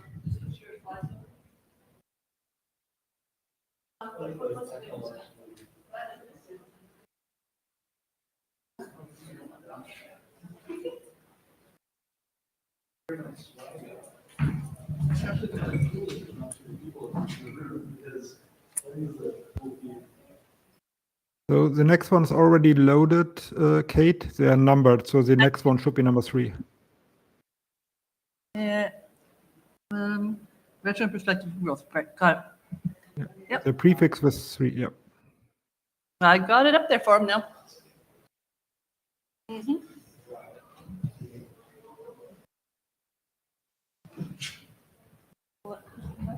And if anyone wants any Zephyr stickers, I've got a handful of them back there, so just contact me. Makeshift swag here. So yeah, Linux members, we like to throw the talk box around. It's padded, so it's safe. Safety first, safety critical. So I've also padded some projectiles that I can throw around the room. I'm not going to throw them in your direction, Nico. I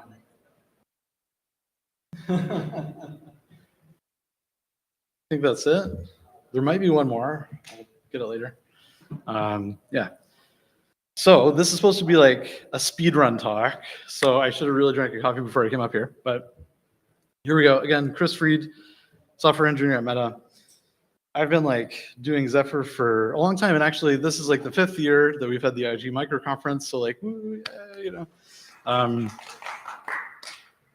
it's been really great. Like we've had a lot of the same people year after year, which is amazing to me because that means we're driving interest.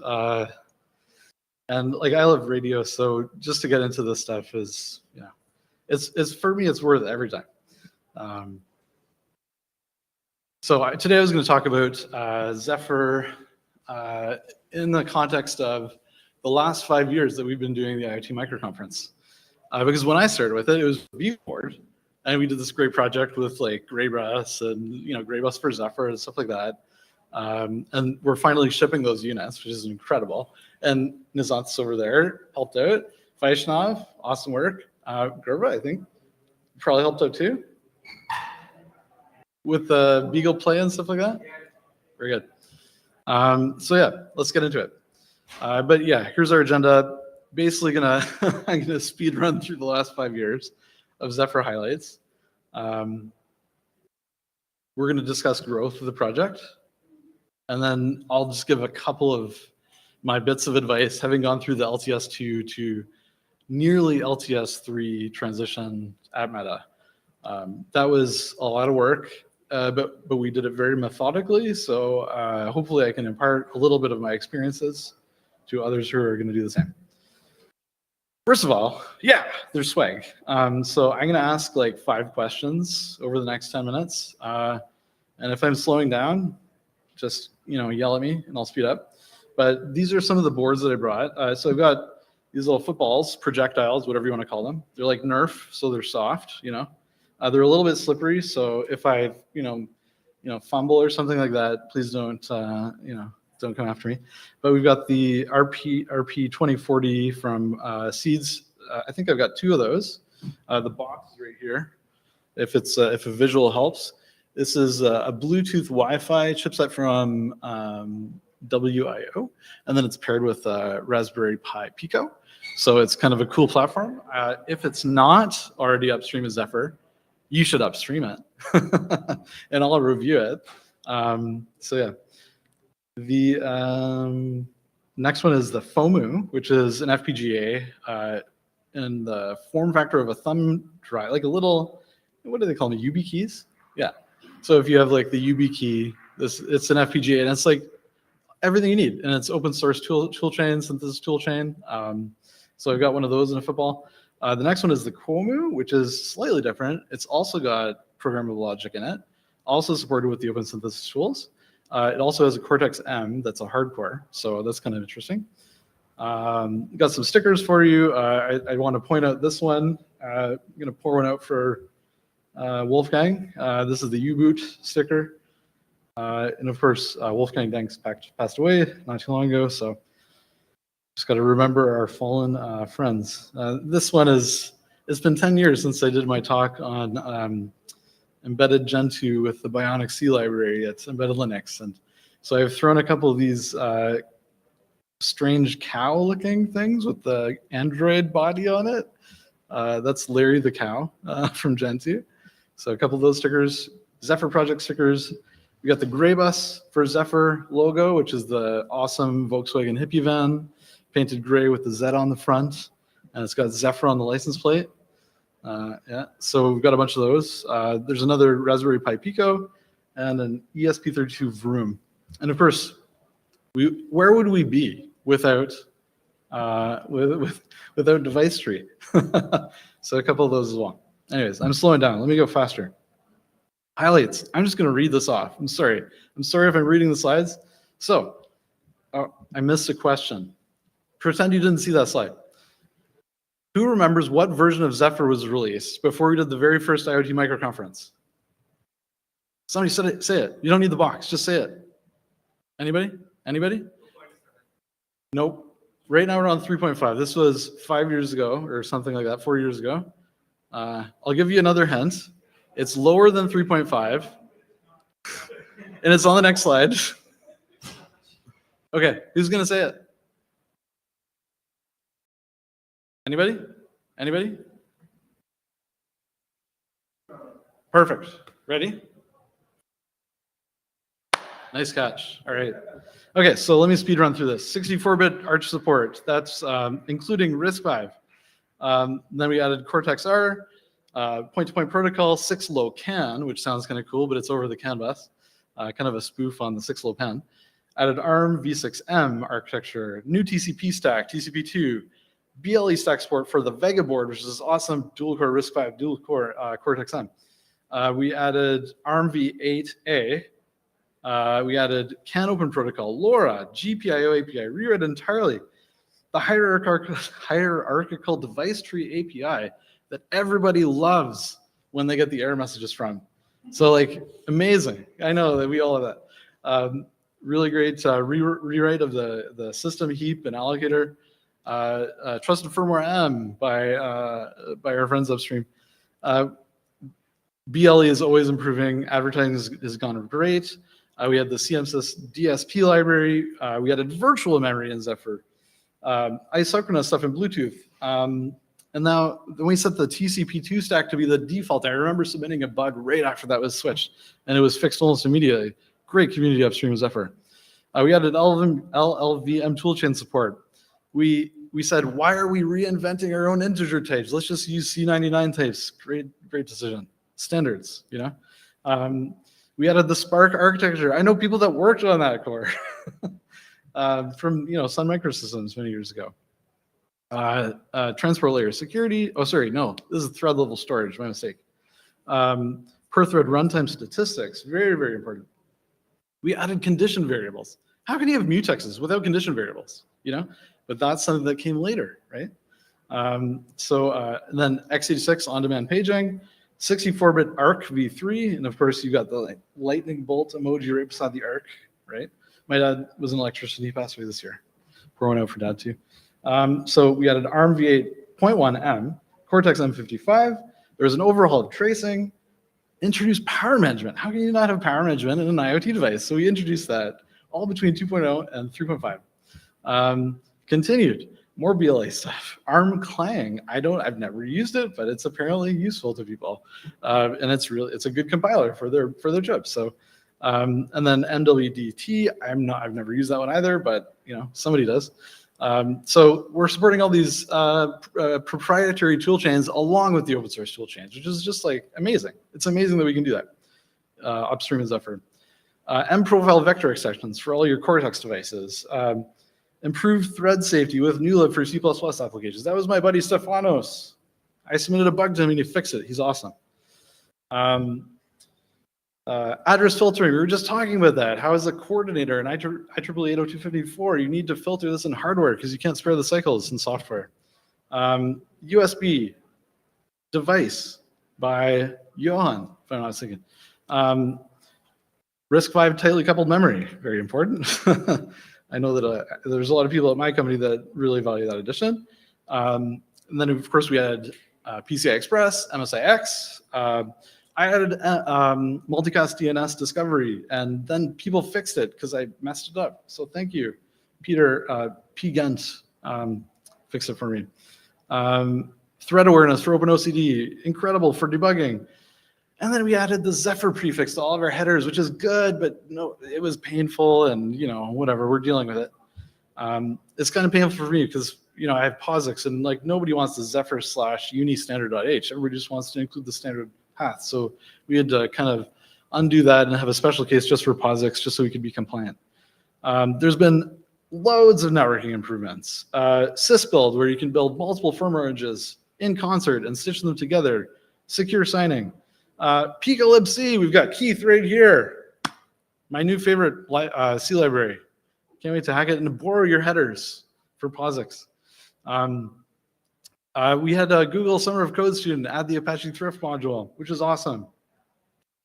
We had another Google Summer of Code student almost get HTTP server right through the door, right through the finish line. And it's getting there too because we've got such a great community. Yuka Rasmussen has kind of taken it on and he's hacking with it with me in our spare time to get that past the finish line. We had Google delivering USB-C power delivery. DSP subsystem is now generic for all architectures. It's awesome. We've got an architecture agnostic barrier API so that we can have cache coherent transactions. Also Baylib. A lot of Bluetooth stuff. Bjarke added real-time clock API, which was good. I found a bug. It was a Y2K bug. He fixed it, or I fixed it and he merged it. So I found a Y2K bug this year, believe it or not, and like I felt like I can retire now. So I should ask another question. Has anybody in this room ever Has anybody in this room ever ported a board or fixed a bug in Zephyr? Anybody? Anybody? Keith, you don't count because I know you fix bugs all the time. Anybody else? Maybe you can count if you want. Perfect. Here we go. Oh, sorry, it's slippery. Slippery. I hope you get the good one. Lots of POSIX improvements. We had dynamic thread stacks, so now we're actually compliant with the POSIX spec. And we can spawn threads and get the stack from the heap, which is really dangerous in a real-time system, but like it's compliant. But we also did it in a way so that if we're doing something safety critical, we can just use a thread pool. So it's the user doesn't see that. It's completely opaque, and it just works because it's the POSIX API. There's a lot of improvements left in the POSIX API. 2,787 bugs fixed since 2.0.0. Mic drop. So yeah, Druva, you fixed a bug. Anyone else fixed a bug? Anyone in Zephyr? I know that you have, Nico. I'm not going to throw it at you. Here, Josh, I'll throw it at you. Yeah, so now we're just going to talk about the boring stuff. This is where it gets really boring. My talk gets boring now. So, I mean, it's been a lot of work, but, you know, since version 2.0, it's actually kind of off the edge of the graph there. We've went from 200 boards supported to now like 626 as of this morning. Architectures, we started off with, I believe it's like 7 or 8 or 6 even, probably 7. Those are just base architectures. Now we have 12 or 13, if I'm not mistaken, 13 base architectures. If you take sub-architectures into account, such as like all the ARM Cortex-Ms, all the Cortex-Rs, all those, we're now supporting 22 different architectures inside of Zephyr. We're not yet where Linux is, where they're like, we don't need this architecture anymore, or this one, or this one. But you know, that's a good place for Linux to be. You know, we're glad to take on new architectures. So, and then of course, these are kind of interesting statistics broken down on per release basis. So, obviously, as the Zephyr project gains momentum, we're starting to get more commits per release. That means we've got more awesome stuff. We're fixing more bugs. We're delivering more features. And then, of course, we've got new contributors with each release. So that means that companies are getting on board and they're submitting things upstream for features and bug fixes, which is awesome. I should mention, this does not even cover any of the HALs or the modules. It's just the Zephyr repo itself. Oh, little figure down there too. Between version 2.0.0 and 3.5.0, there were 52,635 commits. So that's quite a bit. I'm going to say those, for the most part, were probably like Gerard, but you know, we'll see. For reference, does anybody, this is going to be a stretch. Has anybody used Zephyr 1 point whatever? I know you probably have, Nico. No? Anybody? Okay. Okay, so I'll save this one, but for reference, you know, like back then we had 500 contributors. At 2.7, which is the LTS release, we had over 1,000. Our boards more than doubled between the 1.0 LTS and the 2.7 LTS. Commit velocity, Kate. I know that you know that number. I'm actually going to write a script so that we have a sliding window and we can, yeah. So in the lulls, it's 2 commits an hour, but we got up to about 2.5, sometimes more than that. You kind of have to like, pick and choose where the peaks are, or you just. I was trying to do this in Bash like an hour ago, so I couldn't get the math done in Bash, unfortunately. And now on to the boring part. If you're like us and you're going from LTS and, you know, maybe the next LTS was a little bit too far off, you know, that sort of thing. Maybe you just want to upgrade to the latest and greatest because there's a lot of really wicked features. But some of the things that we found helped because we want to do always continuous integration, continuous test, is to use these macros everywhere. You know, nobody likes to look at them, but it is in a formal language, and if you if you try to do this just using like random scripts and stuff, there would be no way to trace this. So I suggest doing it in C. Just cut your losses there. you can clean it up after you make the transition. Kate, do you have a question? No, I was just going to make a snarky remark. One of the most popular talks we've got in our YouTube channel is the one from Marty on macrobatics. Oh, yeah. So if you're getting confused around the macro stuff, check that talk out. Yeah, and actually, Yang Hong Sen, who is also part of the Zephyr community, he's doing some work for us now. He's getting very good with those macrobatics. I'm learning a few things from him. So, yeah, another new thing with Zephyr, the old Z-Test API is gone. Long live the new king. The new Z-Test API is almost identical to G-Test, so it's a pleasure to work with. It's basically like a one-to-one thing. So there's nothing, you're not going to lose anything by switching. You're probably going to gain a little bit of peace of mind. So I would suggest doing that as soon as possible. Amazing improvements in SMP. Amazing improvements in RISC-V by this guy right here. I'm pointing at you, Nico. I did a lot of work in POSIX, a little bit of stuff in networking, C, C++. I'm still, getting stuff done. Of course, we've had amazing improvements in logging. So thanks to Christoph, because I know that he put in a lot of time on that stuff. And then, of course, just to set this date in your memory, LTS 3 will be 2024, July 26, tentatively. And this has been pushed back a couple times, so we should apologize, but we really want to make sure that we get all the features lined up. We want to make sure that we don't do the RISC-V thing again, where we didn't get it in for LTS. We don't want to do that again. We don't want to do, the thing that happened with TFM, where the embed TLS version didn't line up. That was difficult.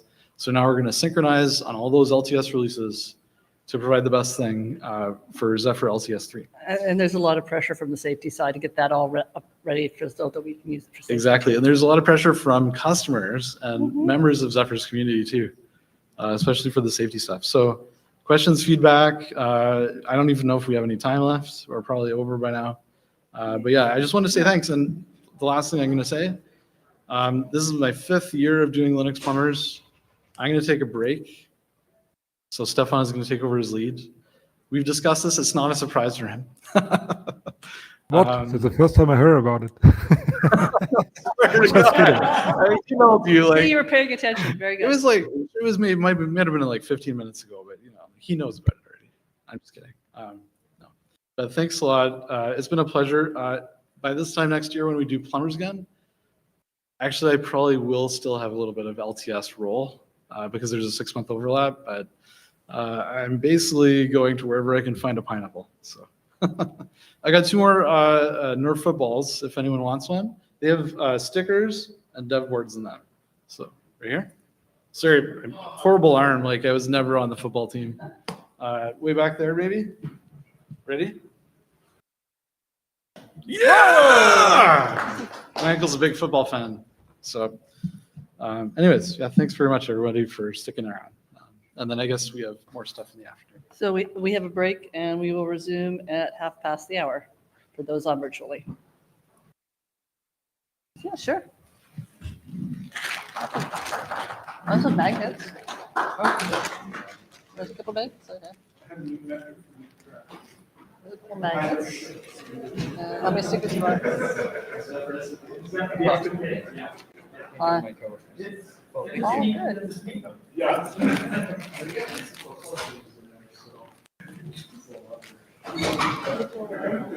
Yep, I'll give you away. I found where I could find it and clicked it off for you. You heading? Okay.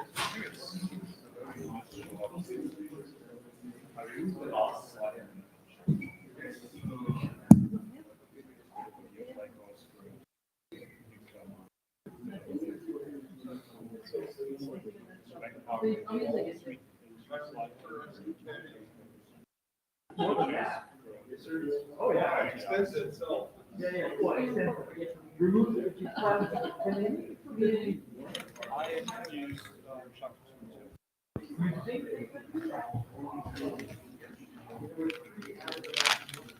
yeah. And then each has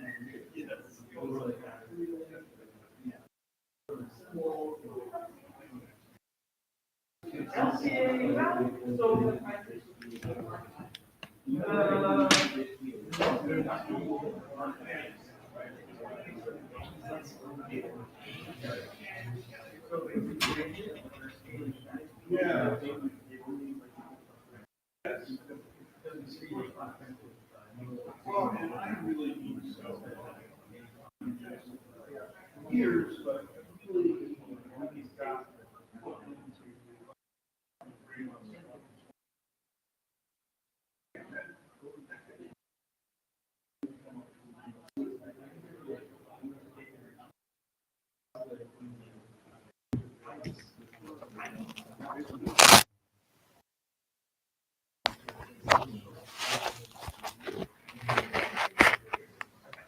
yeah, I understand what.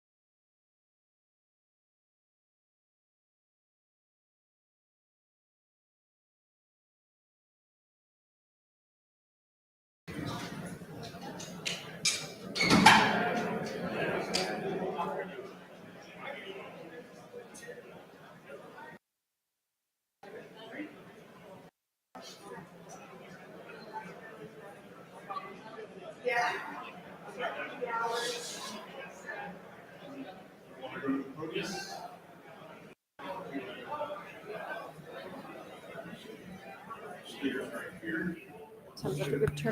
It's on. There's like 3, yeah, we're good. I'm staying here by the edge. That's Checking. Do you want me to move your slides up for you? Someone will have to display that for me. Oh, hold on just a second.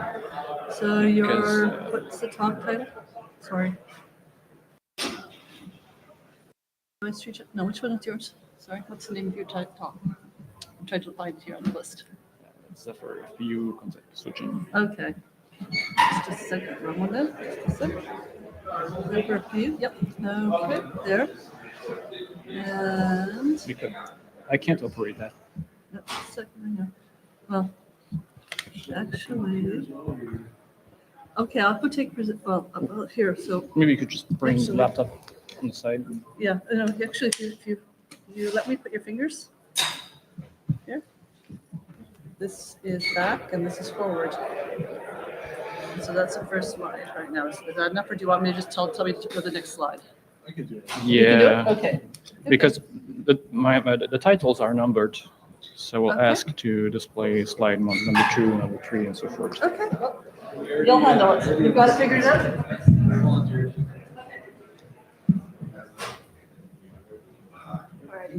This is also the core. It's all good. Okay. Okay. Do you want water? No, that's okay. It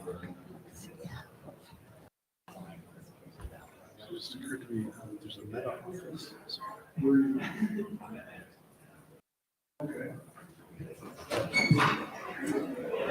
All right. So, you want to announce yourself? So, when, Mike? Right. When do we start? You're good to go on time.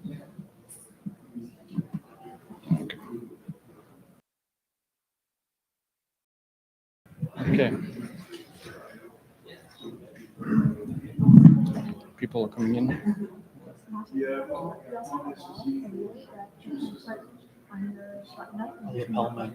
So you wouldn't have to worry about the hand titles if you like. No, that's okay. This is okay? Yeah, it's okay. Thank you.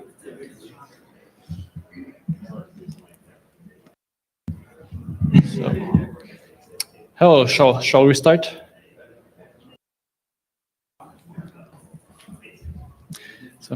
So hi everyone. My name is Nicolas Pitre. I've been working on Linux for like the last 25 years or something like that. I'm not getting younger. I presented for the first time at LPC like 12 years ago, and I have to blame Kate for that. I'm really out of my comfort zone doing this. Appreciate you doing it. For those who don't know me, I'm blind. So if you want to ask a question, please interrupt me, because otherwise you might wait for quite a while. Yeah. And I'll pass you the catch box too. Right. For quite a while, I was a big proponent of shrinking the Linux kernel to address the embedded world. So I wrote a couple articles on LWN about that. Eventually, I gave in. I decided to move to Zephyr, and my first assignment on Zephyr was to port it to 64 bits. So that's a good way to get acquainted with a new system. So today I'm going to talk about my work on the FPU context switching on Zephyr for the ARM64 and RISC-V. So.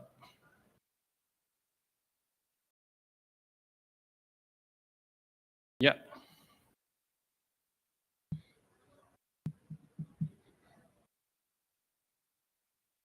So let's recap what a floating point is. I suppose that most people here are aware of that. But a floating point is basically three components.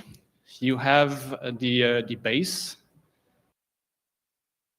the significand with a D, and an exponent. So basically, you do the significant times the base with the power of the exponent. Slide number 4, please. So where's the point? By convention, the point is located right next to the first digit of the significand. Slide number 5. So here we have an example of how it works, the resulting value. You have those two components, the 3 components, and you fetch the final value out of that. If we go with computers, we want a binary representation. So the base, it's easy, it's 2. So the multiplier becomes a bit shift.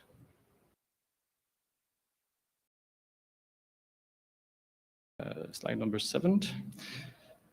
Since it's binary, the first significant number is always a 1. All the values you can see there, you have the 1 everywhere. So we can drop it. So it's one more bit free for the rest of the value you want to encode. So there's initially, like in the 60s and the 70s, everyone was doing their own floating point representation. And in the 80s, some people then decided it was time to do that for the IEEE, where 754 was created for that. So they have a different variation of that, the single precision, double precision, so the different bits, 32 bits for one, 64 bits for the other one. So, slide 9, right? So here you have the bit assignment for that. You know, 1 bit for the sign, 1 bit for the exponent, and 1 bit for the mantissa.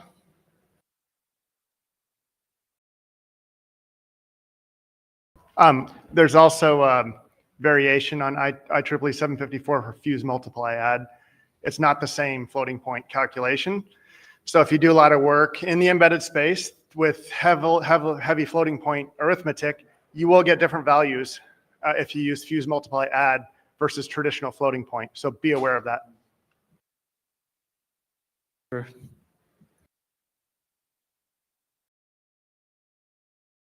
Okay, so if we want to multiply 2 numbers, it's a bit complicated because then we have to, if we want to do in software, we have to extract the different components. Sorry. I knew we would do that. I'm trying to do this teenager style. It brought me to slide 42, which is not right. 10, you said, eh?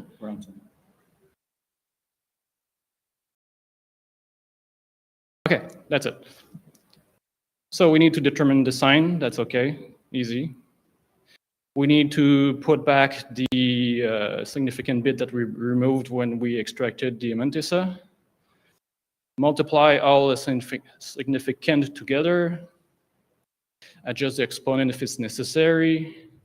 Put all the results back together. So that's for multiplication. Slide 11. If we want to do an add, it's even more complicated. It's counterintuitive because when we're at school, additions are easier, but in this case, we need to align things with the same exponent. We then have to add values together, find out if we need to readjust the exponent, take care of the overflows, the rescaling, everything. So it's even more complicated in that case. So slide 12. Thing is, doing floating point software it's slow. It requires several CPU instructions. For example, if you want to have a proper result, to multiply two results, two single precision results, you need to have a 48 result multiplier. It's even worse for double precision. You need 104-bit precision for your multiplication. And divisions are requiring multiple loops.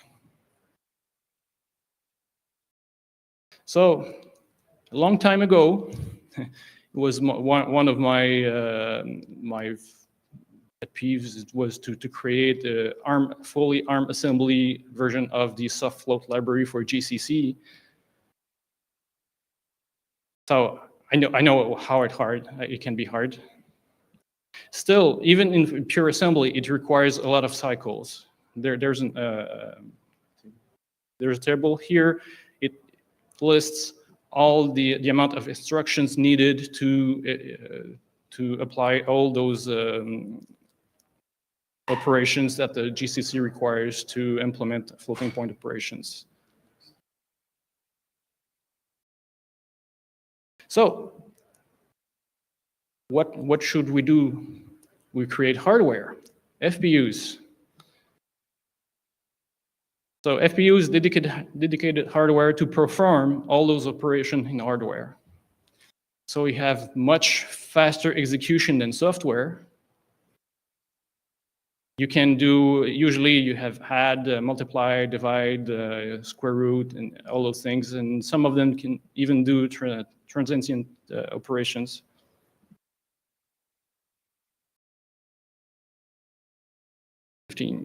Right? So the FPUs, they have their own register file. So if you look at the ARM64 one, its context is up to 5 and 12 bytes. Same thing for the RISC-V.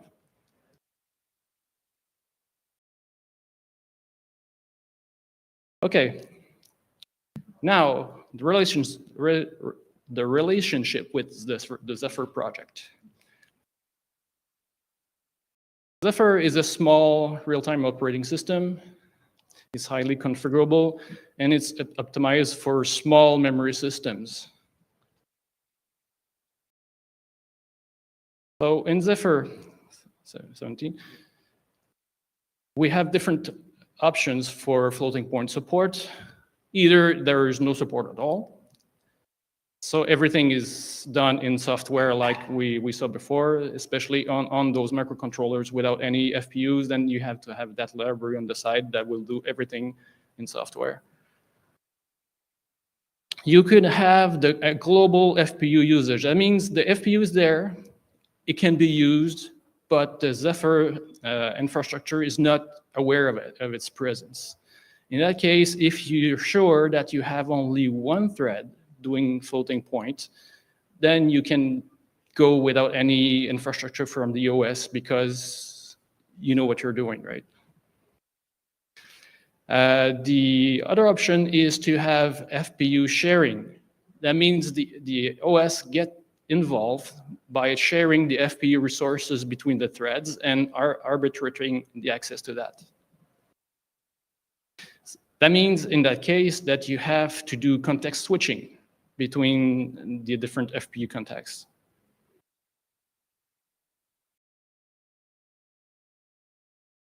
So what's the advantage?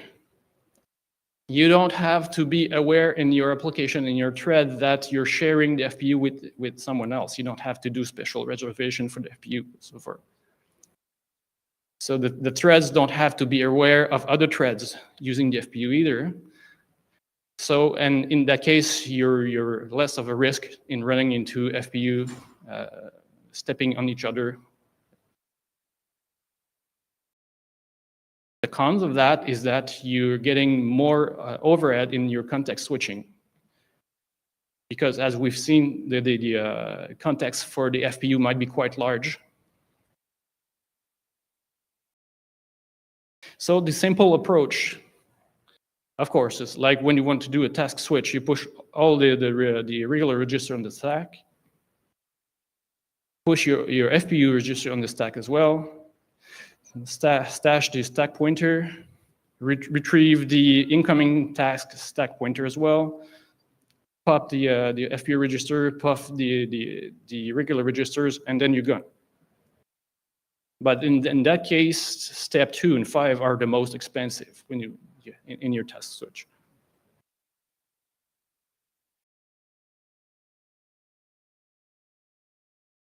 Okay. Thing is, in the system, you rarely have multiple threads doing FPU at the same time. So why pay this overhead if most of the threads are not doing any floating point operations? In most cases, you have no threads doing any FPU operations at all, or maybe there's only one thread doing FPU operations. So we need a smarter approach. It's called lazy FPU context switching. Thing is, we do like we did before, we push out the regular registers to the stack, and then disable FPU register access. When you start a new task, the FPU access is denied if you try to access it. In that case, we just skip over all the most costly operation of a task that we saw before. If thread B starts using the FPU, because the FPU access is disabled, then we get a trap.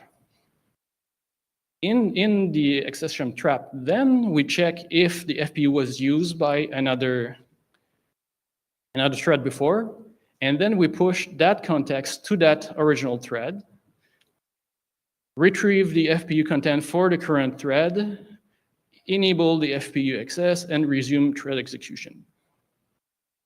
The thing is, in that case, we cannot save the context on the stack anymore, because if we were asynchronously pushing the FPU context off some thread that we don't know if it was the previous one or the next before the previous, and its stack might be in a different state. So we need to have a special area in that case to save the FPU context.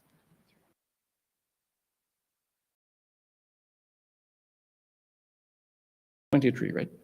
Okay. So for this to work, we need a global variable that indicates which thread is the owner of the CPU context. It doesn't have to be the thread that is currently running. It just means that the content of the CPU belongs to one of the thread that used to be running on the system. And then in each thread structure, we need a dedicated area to save that context, because we cannot use the stack anymore.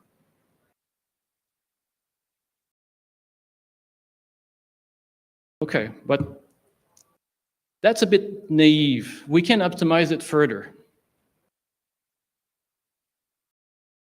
If the incoming thread in context switch is the owner of the FPU, we can just turn on access right away. We don't have to wait for the access to come and trigger an access fault.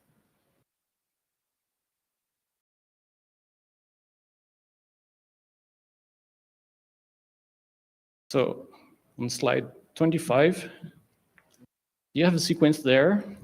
I won't read it out loud to you, but you can see probably the different states, how the FPU is being enabled, disabled, and when we can skip the FPU access as step when possible.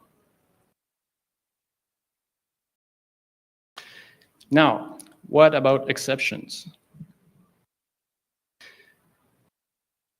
Zephyr has different exception contexts. We can have system calls, interrupt requests, or CPU faults if you have a memory access fault, things like that. Of course, if we cannot store the FPU context on the stack anymore, we cannot use the FPU in exception context.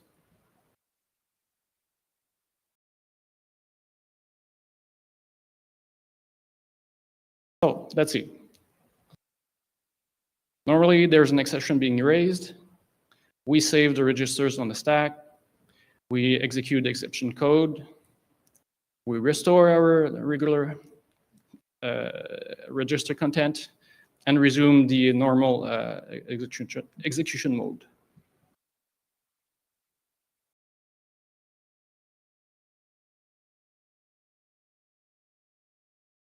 It again. Where are we?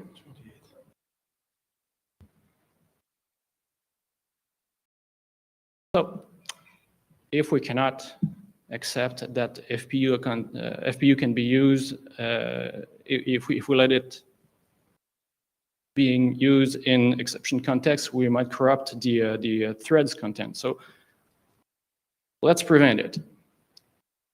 So we do what like we did with the regular context switching. We just disable access to the FPU when entering an exception. And if the thread being run is the owner of the FPU, upon exiting the exception context, we just re-enable access to the FPU. But the thing is, maybe we can let it access, we can let exception context access FPU after all. If the FPU is being accessed into exception context, we raise another exception on top. We can flush the content of the FPU to the owning thread, and then we set the owner to none. So the exception context can use the FPU while it's been processed by the CPU. And then when we resume normal execution, since the owner is not the thread anymore, we just disable access to the FPU like we saw before. So we see, finally, we can let FPU access in exception context. But the thing is, because the exception context has nowhere to save its own context, we cannot have stacked exception with FPU usage. We cannot save the context on the stack. And anyway, the exception context is short-lived. That's not something that you expect to be to stay in for a long period of time. So since the exception context is short-lived, we can just drop the FPU context as well when the exception is done. The only thing that we have to do is to prevent another interrupt coming in while we are in exception and being using the FPU, because otherwise, if you have stacked exception context using the FPU, then now you cannot use this scheme anymore. So what we do again, when the FPU trap exception is being used, we do what we did before. We push the context, but then we disable RQ to the interrupted context. So when you go back to your system call, the reminder of your system call will run with interrupt disabled to prevent any recursive usage of the FPU at that point. So just to conclude on that, exceptions in FPU usage in exception context is okay if we're careful. So we need to remember that RQs are disabled for the remainder of the exception until the exception is completed. So, and of course, if you have exceptions that are not being masked, like a memory fault or something like that, you must be sure that those are not using the FPU.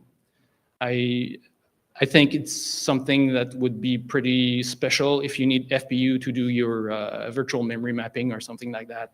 Paging memory doesn't require FPU most of the time.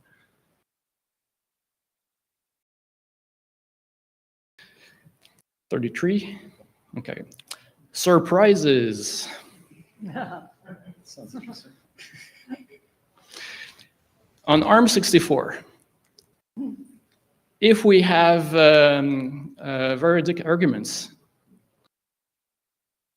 let's consider a simple usage of the VA start here. On next slide, we see the resulting assembly code of that. If you can notice, there's a bunch of STR with the Q register. The Q is a Q, that's the floating point register on ARM64. According to the ARM procedure call standard, if you have the first 8 floating point arguments have to be passed into registers. Since here we have a veridic argument list, we don't know if the caller is going to pass floating point arguments or not. So we don't have the choice to preserve the content of those registers anyway, just in case.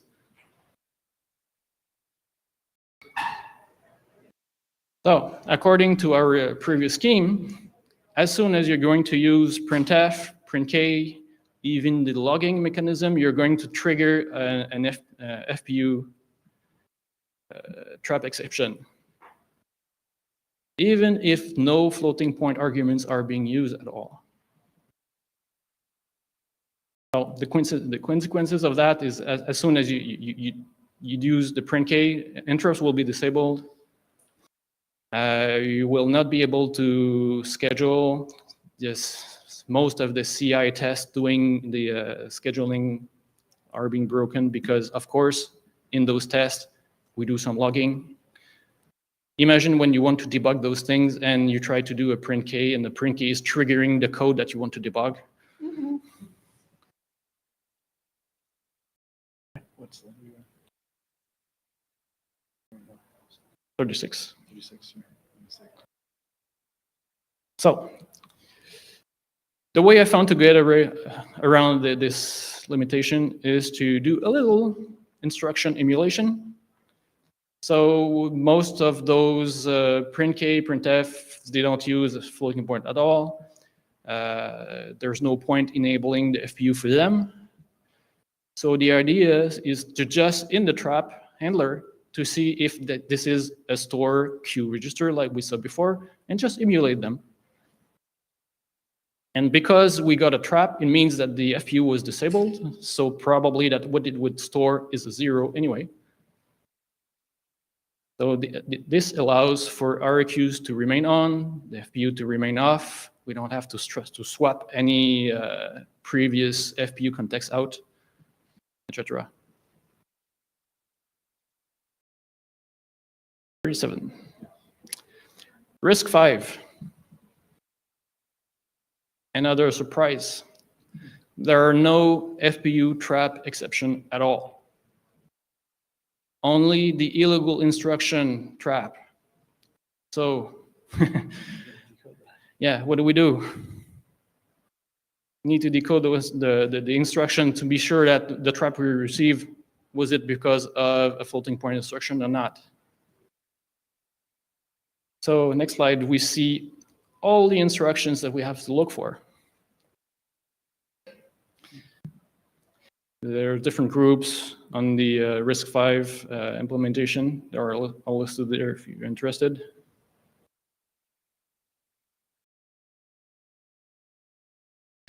$39. So here's the code to do the lookup for the instructions. Done in assembly, it's not that bad. Anyway, if it's not for the floating point instruction, it's an illegal instruction, so it's not path critical.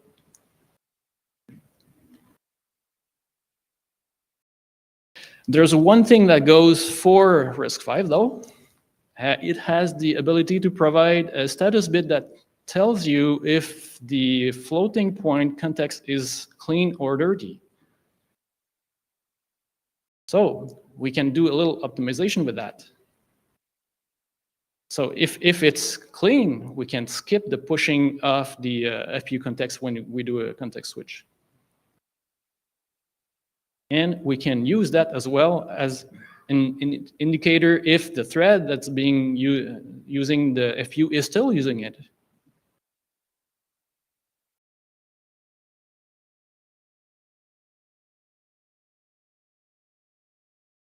So, next slide. If you see it, here, different state, we can see that if the FPU is clean, then we just skip the saving of the FPU context. And the next time we do a scheduling, we may decide that if it wasn't clean the previous time, then we can proactively reload it right away on context switching time, because if it wasn't clean being context switched out, it's most likely that it was in the middle of computation, so we will use it right away again. The next time the task is being scheduled out, if the FPU context was clean at a point, it means that the code is not actively using it any longer, so the next time we may return to our lazy context switching scheme.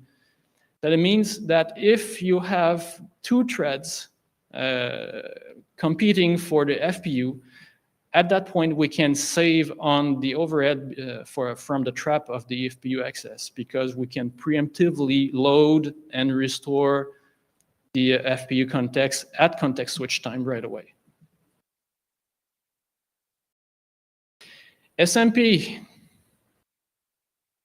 What happens if you get a trap, you want to retrieve your FPU context, but it's live on another CPU?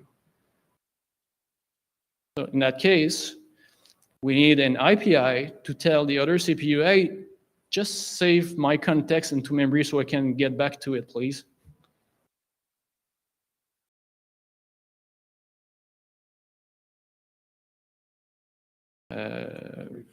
Okay. 44, part of the surprises. Of course, it had to happen. At some point, you can have a thread that wants another CPU to release its FPU context, but that other CPU is waiting for you to release a spin lock. So, how do we fix that?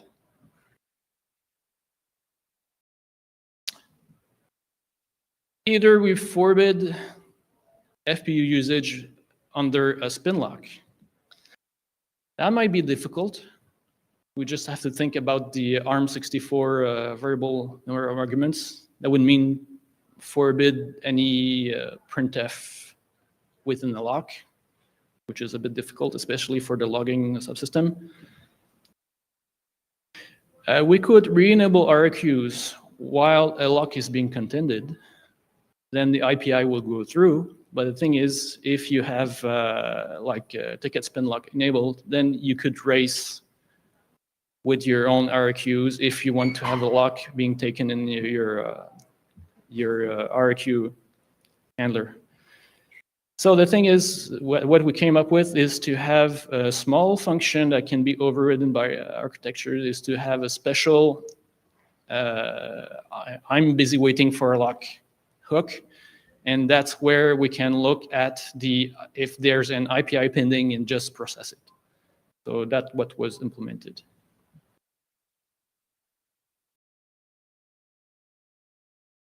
So here the pointers to all the source code I've been talking about. If you want to have a look, it's probably easier for you to study that other than on the slides. So that's it for me. Any questions?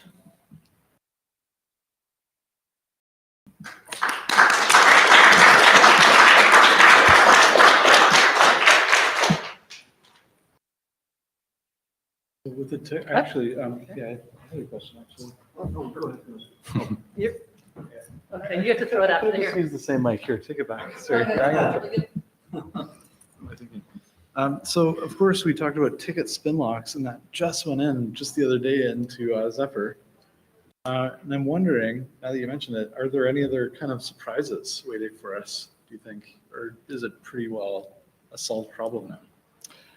Well, one surprise I had is that just by writing those slides, I did some going back into the code and into the documentation, and then I realized that some of the instructions that needed to be looked at from the RISC-V illegal instruction handler, I was missing a big block of those instructions. Wow.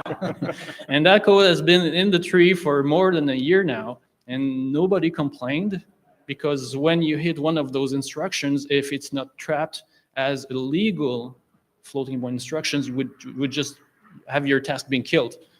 Surprise. So it wasn't there, so probably that is nobody had encountered that timing corner case, because if the floating point is being enabled by a previous instructions, then it was just go through without any trap. Cool. So the fix for that landed in the tree this Monday. Wow. Okay, we got another question. So I don't think you're going to notice it on ARM64, but does the RISC-V cover 32-bit and 64? Yeah. Okay. So maybe on the 32-bit with floating point, maybe you can notice a power difference between floating point unit being on and disabled on some CPUs. Is there the lazy approach keeps the floating point disabled for large parts of the code. So I was wondering if anybody's noticed any power savings from that. Well, actually, it will keep it disabled for every time, as long as you're not using any floating point instructions. So by the time that you use one of those instructions, then it will be turned on. But otherwise, it's off all the time. And I didn't have the chance to play with actual hardware and do some power measurements. So I don't know for sure if people implemented some gate. Well, I'm not sure. It depends. If you do some power gating, then you might lose your context to the floating point unit, and it's probably not a good thing then.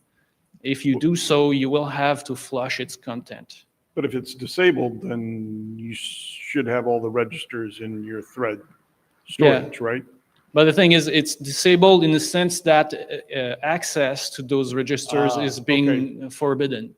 So it doesn't mean you're relying on the context being there for the fast restore. Yeah. The thing is, if you reschedule one thread that used to be the only one using the FPU, then it will be re-enabled right away. So it'd be a little different technique if you actually wanted to power save the. Yeah, if you want to, it can be done, of course. If you want to power save, it can be hooked into this as if one thread is flagged as not being an active user of the FPU anymore, then you can just flush its content and power gate the FPU.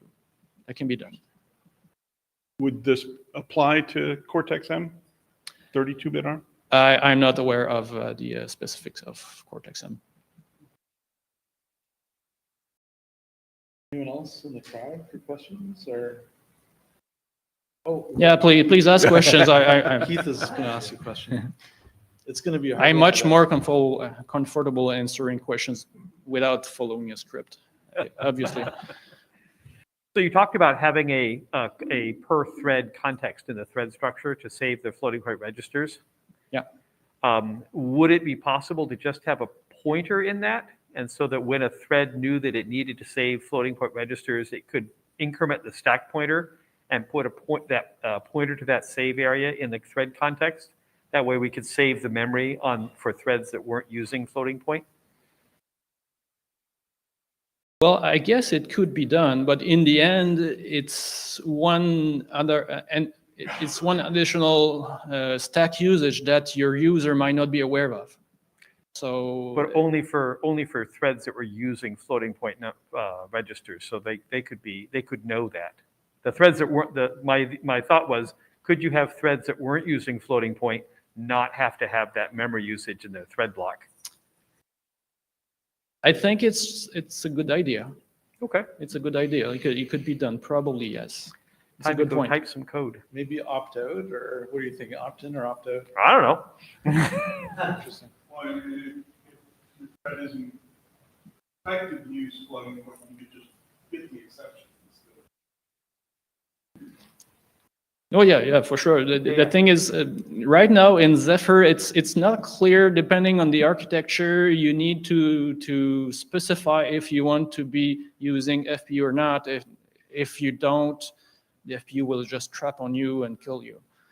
But in this case, I just implemented it. So if you use it, then it will be available to you. If you don't use it, then it will remain available to I guess that's a question. Do we want to have an opt-in mechanism where threads could signal, yes, I want to use the FPU? And if that bit wasn't set, you could actually trap and generate an exception and say, why is this thread using the FPU? But in that case, if your thread is going to use FPU, probably that your developer will know that it has to make some provision on the stack for that. And if you're not aware of that stack provisions, just because you're not using FPU, and then it won't affect you.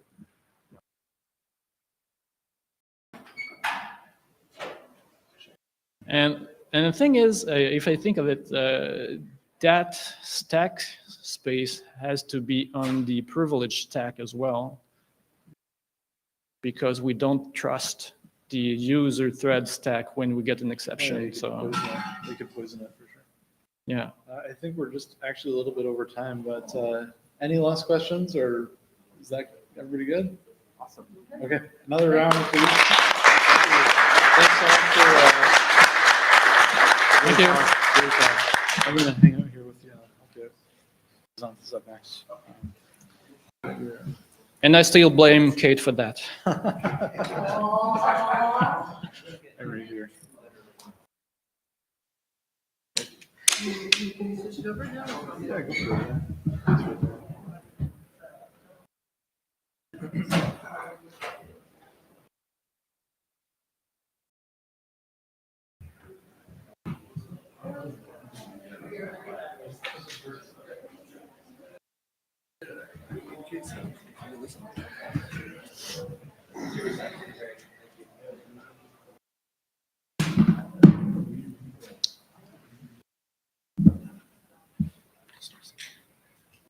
Switch.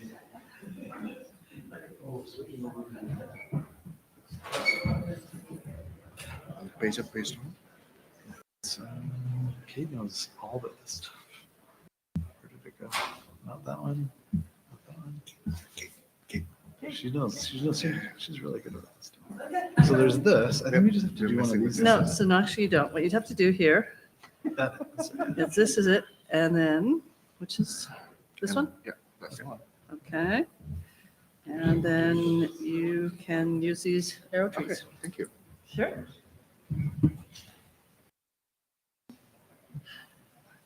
Only Kate knows how to operate the computer. It's all open source. Come on.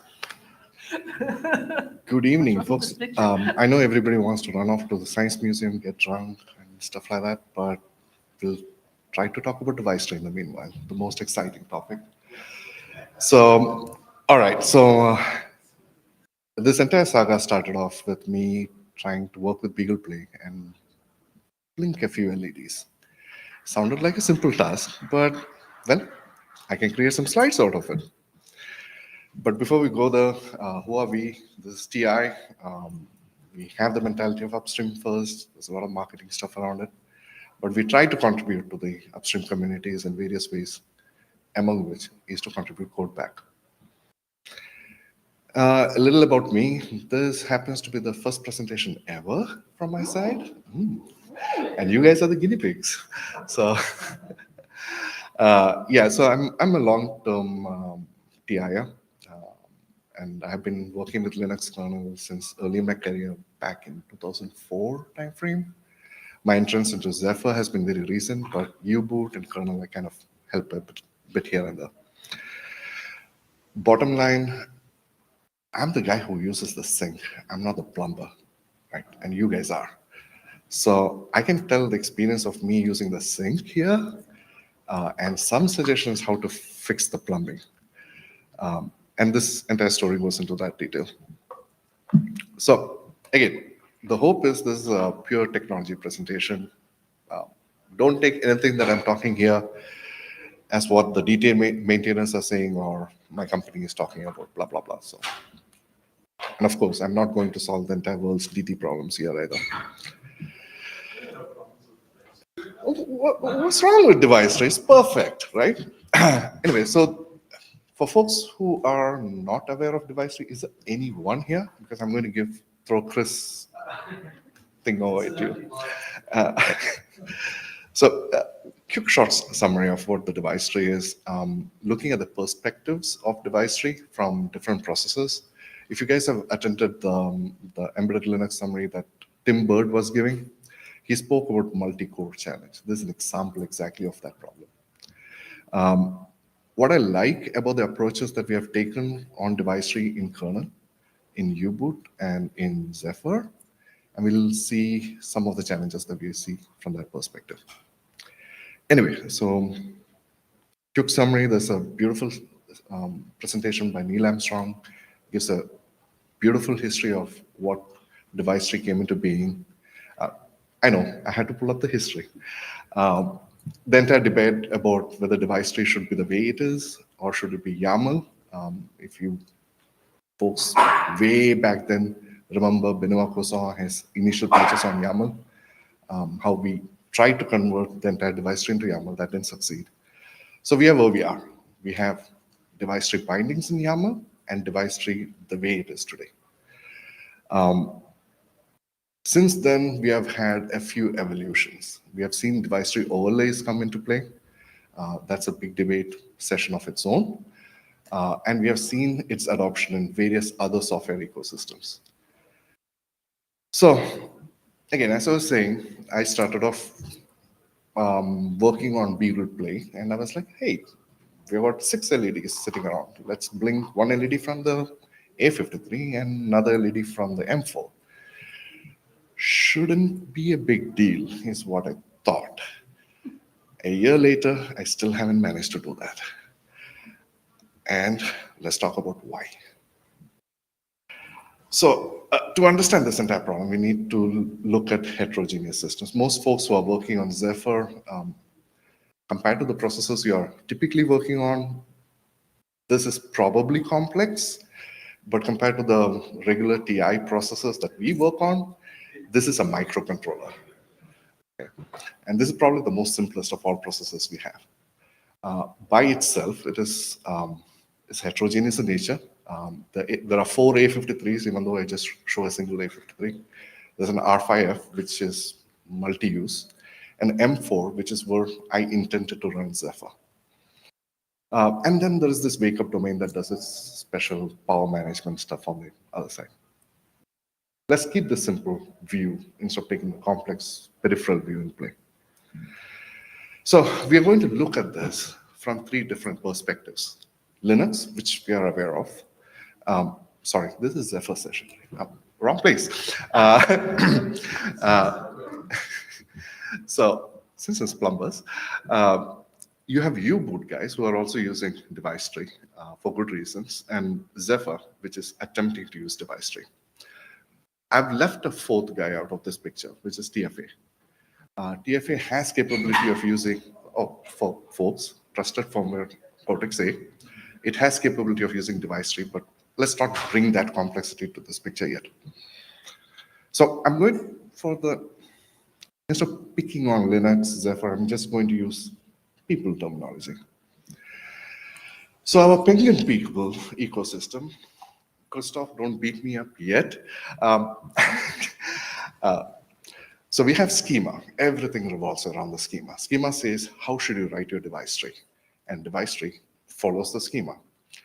For folks who have done DT schema checks and the usual W = 2 DT checks, Maybe I'm messing up the name. So anyway, you folks would have seen the Python warnings that come into play. And if you're sending a device to patch, usually you will get response back from Rob Herring's patchwork saying that it doesn't meet the schema, it doesn't build well.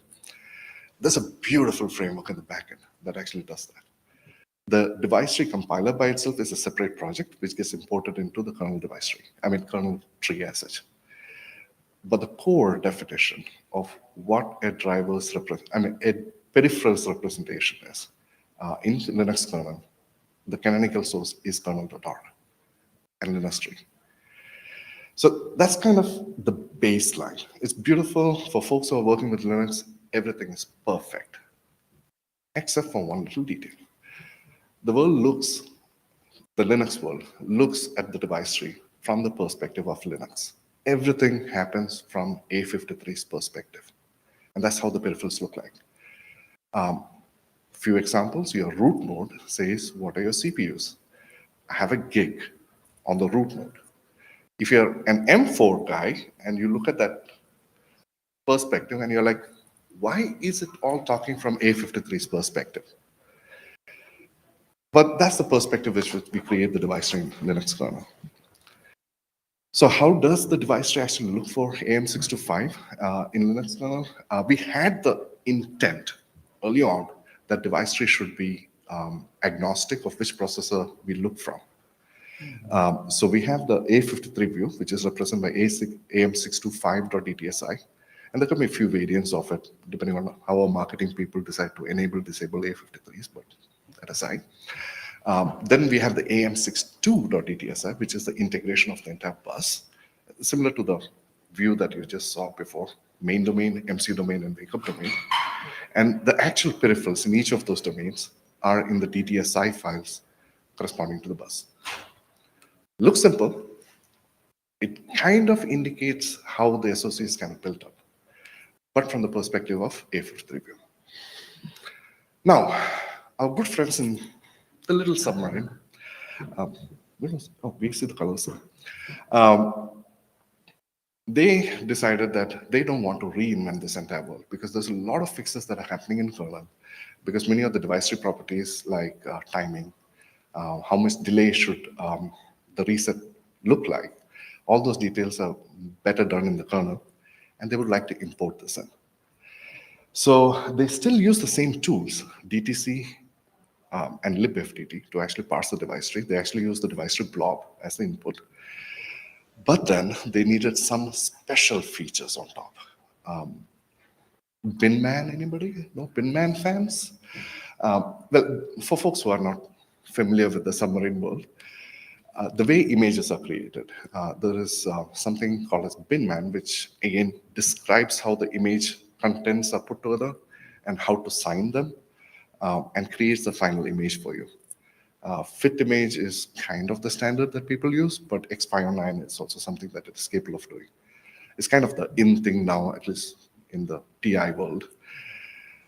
But it's again a software representation of how these pieces are put together. Remember, the rule in kernel was we describe hardware. But how you use the hardware from a software perspective, there are some nuances involved. U-boot is an example where there are real nuances. Partitions is an example of how your SD card or OSPI partitions are kind of split into different sections. So the other interesting thing is the licensing terms of U-boot. U-boot likes to use GPL v2 plus versus Linux kernel's GPL v2, even though there are multi-license instances as well. Now, when it comes to AM625, there's a duality for U-boot from TI perspective. There are two builds of U-boot that actually exist. There's a U-boot build that actually runs on the R5 before it hands over control to the A53 side. So the same peripheral set is getting handed over from R5 to A53 on the fly. So now you need to have a representation of the same device tree represented from the perspective of R5 initially, and then switch that perspective from A53 perspective. A53 is relatively easy. Kernel has solved that for us. So what we do in U-boot upstream is that we import the entire kernel device tree in. And then we overlay a couple of DTSIs on top. So we use uboot.dtsi to bring in the uboot specifics like binmen and bootph properties, which slowly we have started introducing into kernel. Just have never heard that, but there are some nuances there. And then you introduce the R5 perspective on top. When you're looking from R5, you're looking from a 32-bit address space. The intervector controller is different. Your properties look slightly different, even though absolute addresses of these peripherals are the same, no matter where you're looking at them from. But this is what we did in U-boot. So far, so good. It still works fine. Then we started into a kite ecosystem. That was a bit of a surprise for me. Before we officially got involved, we are not officially involved yet. And he keeps reminding me that we have to send pull requests in. Yes, sir. But it's an interesting study. A lot of community folks decided that they want AM625 enabled in Zephyr. Great. So the way they introduced the stuff was probably convenient to introduce things in. But it doesn't benefit the way U-boot does. And let's go into the details. So Zephyr overall, there are native drivers that are possible. You can create Zephyr with a HAL, with some vendor BSP HAL layer that you can integrate in. So there are different ways of skinning Zephyr CAD. The key thing that Zephyr tries to maintain is real-time and resource constraints. And everything is designed around that. So it takes device trees and bindings that it has, generates C headers, which I've never seen in any other ecosystem. Everybody seems to be using blobs. And macrobatics, is that the term that's famous? Marty, yeah. There you go. Say thanks to Marty. That was like a bit of a shock to me. Anyway, so it takes that, and there are specific ways in which you can use it, and for good reasons, and performance being one of the key points. So the perspective of Zephyr today, if you look at the Zephyr mainline, and there's an implementation of Zephyr for AM625 from A53's perspective, and there's one from M4F perspective. We don't use R5 in that context. The way it actually turned out to be is something similar to what I'm showing in this diagram. You can look at the sources, completely separate device trees. No reuse among them. So if you have an I2C peripheral that is on the main domain and you want to use it from A53, you have to rewrite that device tree node on the A53 side and then replicate that yet again on the M4F side. That's how it is looking like right now. So essentially there are two DTSI files which represent the same chip from two different perspectives. Okay? And then you have the board files that come on top as natural, which import this in. And of course, macros everywhere. If you decide to change something, you probably want to read that link to figure out how to build Zephyr successfully. Anyway, no offense, but there are good reasons though, right? And then there are other perspectives too. AM625 is also enabled in Jailhouse, which happens to be another virtualization environment. Entirely different implementation, different perspective altogether. It's the same thing that we are trying to describe. The only thing that is common between everything that we spoke of is the word device tree. That's it. So for me, I'm sorry to use a biblical term like Babel, Tower of Babel. So that's how it feels like. The things that I like about Linux kernel, the bindings are very strict. That's good, right? That way you're forced to write something that others can understand. You can create tooling around that. What can and cannot be integrated is also relatively clear. Christoph is one of our best friends who will keep reminding us you can't have software properties in device trees. Please, no, let's not do that. You can if it's a pseudo device. That's okay. Sorry? You can if it's a pseudo device, but only some people think that way. Okay, so So rules are at least clear, what can and cannot do. So I, as a kernel maintainer, just don't have to go and negotiate with developers saying that I will let you do this because the rules are clear there. When it comes to U-boot, the integration is very clean. Okay? But there are some special bindings that we have, but there's no DT bindings check. U-boot doesn't have it. So you can write the bindings as long as you want. You can write your device tree completely independent of it. There's no correlation between these two. The language tends to be same-ish. So for customers who are used to main GPU 0, some ID, they use the same thing in U-boot. They don't know the difference. They use the same language. They don't have to relearn anything over that. So that's good. But it is bloated. For folks who love boot time optimization, if you trace libfdt, it's an experience, especially the string compare operations when you have optional properties going through, which is the primary reason we chose not to go with device tree in TFA, because it was so much time critical operation for us. Zephyr, what I love about Zephyr is the pure manic focus on performance, resource constraints. That's beautiful. Why? My management is going to kill me for the next statement. TI is cheap. So we like to put very little SRAM on the chip. So He didn't hear anything. Optimized, SRAM optimized devices. So Zephyr is perfect for that kind of an environment. Being able to define device tree in that ecosystem is perfect, right? You have a tightly coupled memory that you can limit, however limited in size. You still get the flexibility of getting a more complex stack without the overheads of libfdt, FDT. Anyway, so this is my takeaway about the likes. The dislikes, obviously. The same reason why I like Linux kernel device tree is the same reason I don't like device tree in Linux kernel. I don't like the fact that, really? Yeah. I don't like the fact that we can't describe the software usability model in device tree in Linux kernel. And that is a need coming from people. We tried to solve that problem with overlays to an extent. The best answer people say is move it into your drivers. Fine. And you have systems where the clock data, for example, is entirely hidden in the kernel data structures, and part of the description is available in the device tree, saying, I am so and so compatible.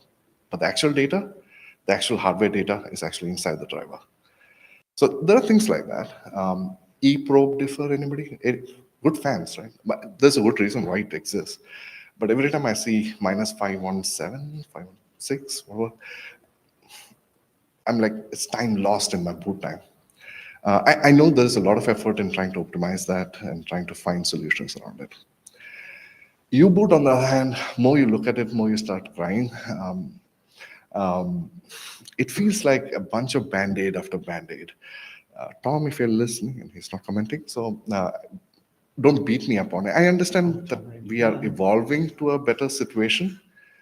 And Zephyr, I'm sorry, you don't use device tree.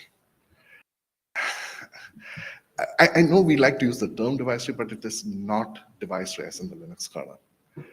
For folks who are used to a language, you're training us to learn something entirely different. GPU Nexus, GPU Nexus is a good example. The way Zephyr likes it is that 32-bit, you need a node. The way we like it is that GPU block is a single node.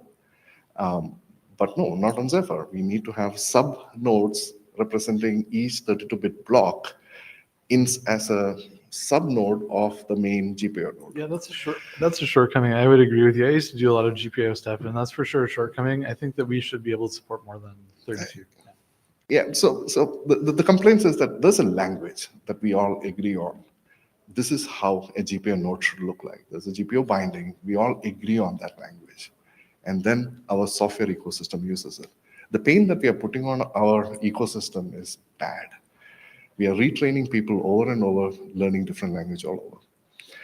Anyway, that's my complaint. As I said, I'm the user of the sink. I'm not the plumber. I need your help. So, is there a middle ground in this? So, okay, disclaimer. I work for OpenApp. Okay, I work with the OpenApp team, which is attempting to help solve this heterogeneous system problem. The Xilinx and AMD folks have actually taken a lot of effort in coming up with Lopper, and I wish Bruce was around, unfortunately. There is a solution out here. They call it system device tree. But if you ignore the word system device tree, the semantics of what it uses is exactly what we need. Kernel device tree has a beautiful language of describing every peripheral out there. System device tree has the tools to link a perspective onto that language and generate an output that follows the same language. The question is the software ecosystem willing to pick that up? I think that it should be, if it's not already supported in Zephyr, it's like on the verge of being supported in Zephyr. My ask is a little more broader than that. Can U-boot pick it up? Okay, so, good question. That drives into what my asks are. Not just Zephyr, right? There has to be a canonical source that we can look for. Remember back in the day that we used to talk about device tree shall move out of the kernel? I'm not holding my breath anymore. I've tried to wait for it. We actually did spin off a Git tree inside TI with the hope that device tree will eventually get out of kernel.org or the kernel tree, but that has not happened, and I don't foresee that happen. I'm not asking for device tree to be put in ROM. I know that's not going to happen either. You want the box? Ooh, take the box. How do I scroll down for the actual comments?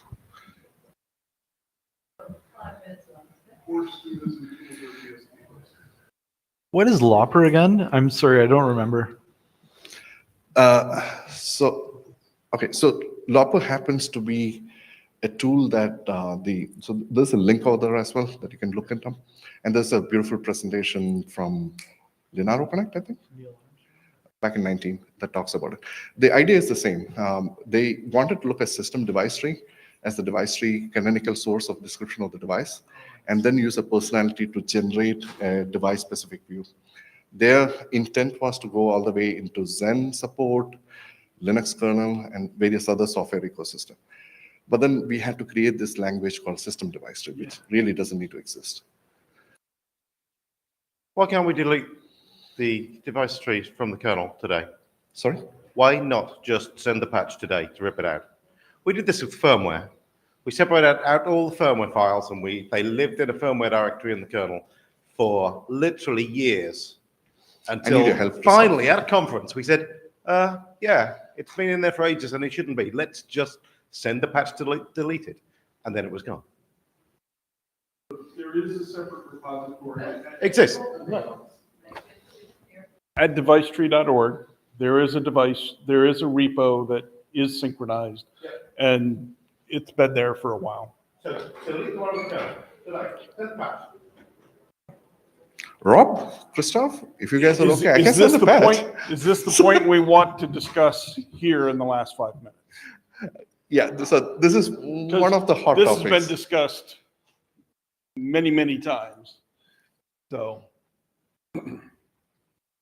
I mean, I agree with you, but I'm not sure we're going to advance the topic today. So the laziest option might be to introduce Lopper into other ecosystem. Do an import of kernel device tree into U-boot, which is happening, and into Zephyr. So that might be an option to do. It comes with a great gain for developers like me because I get my patch found out, but I'm not proud of that. All I do is import. But beyond that, it at least ensures that the actual users of our products can learn one language, which is the kernel device tree. Couple points. So I think the people that feel this pain are people that are using AMP SoCs. That's right. If you're using an MCU, you probably don't care about this issue. So Say that again. You will have this issue. If you are a Yeah, heterogeneous MCU, you have the same yeah, problem. Interrupt vector, but- NVIC. They're not running Linux, so you don't care that your device tree isn't exactly like the one in Linux.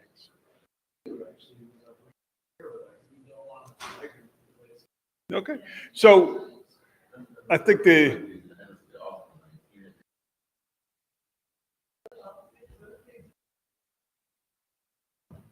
specific SoC doesn't run Linux, you might be reusing a peripheral that is used in SoCs that do run Linux. You want the bindings to be the same. But I think the people that care about it the most are the AMP SoCs. So we will want a solution for them first before we do the long tail of trying to convert every MCU in tree, right? So there are certain personality behaviors that, like DMA, right? Which DMA, when it comes to which DMA instance that you're controlling, interrupts is our favorite. Depending on which MCU you're working with and how the NVIC integration is, the interrupt that comes to your M4 or R5 looks different from the other guy, right? So there are these personality nuances that you need to plug into the problem. Well, to me, that's something that Lopper could do. It can, yeah. So what I've talked to Bruce about is taking the device tree that is checked into devicetree.org or the kernel and converting it with additional information into a system device tree. So instead of having to have a system device tree to start with, you could take the kernel device tree and mutate it into a system device tree. And then you could even envision smartness that translated a GPIO node from Linux notation into Zephyr notation, transitional Zephyr notation. And then we could, go along with that sort of stuff. Lopper today on Xilinx, I mean, they input device tree and they spit out pound defines for their bare metal environment too. So it's not just device tree modifications. You could do other things. Since we are short on time, I'll just answer Rob's question as well. So Rob was mentioning that most of the kernel device tree are dual license. I admit it's a self-inflicted wound. We chose to go with GPL license in kernel. We forgot that others are using it. So we need to move to a license mode which is compatible with other systems. Just a clarification there. So timeout? Yeah. So thank you, folks.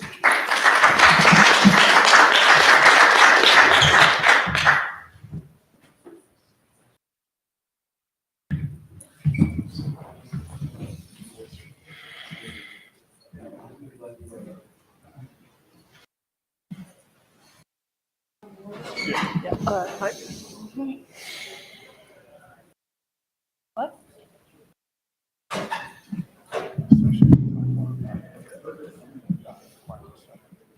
Okay. Good evening, everyone. Today I'll be talking about Arduino Core API advancements in the context of Zephyr, Linux, and IoT systems in general.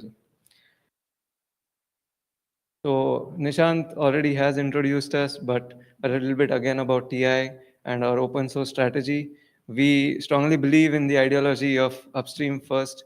So we also recently came up with devices which we have upstreamed even before we had the silicon in our hands. So that's how strongly we believe in upstreaming all the support that we develop.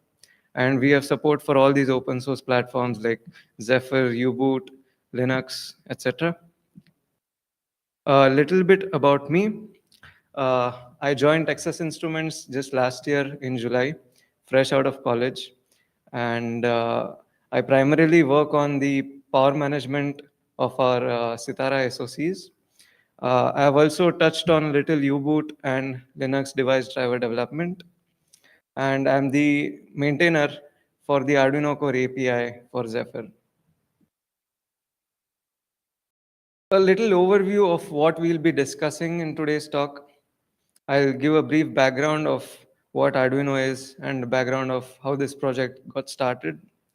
I'll cover briefly what is the Arduino Core API.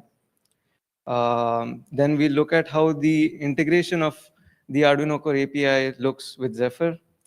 Then we'll look at the project structure, how it is structured today.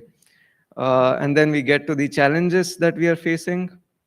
Then we'll also look at some native POSIX support that I have developed and what users can do with that potentially.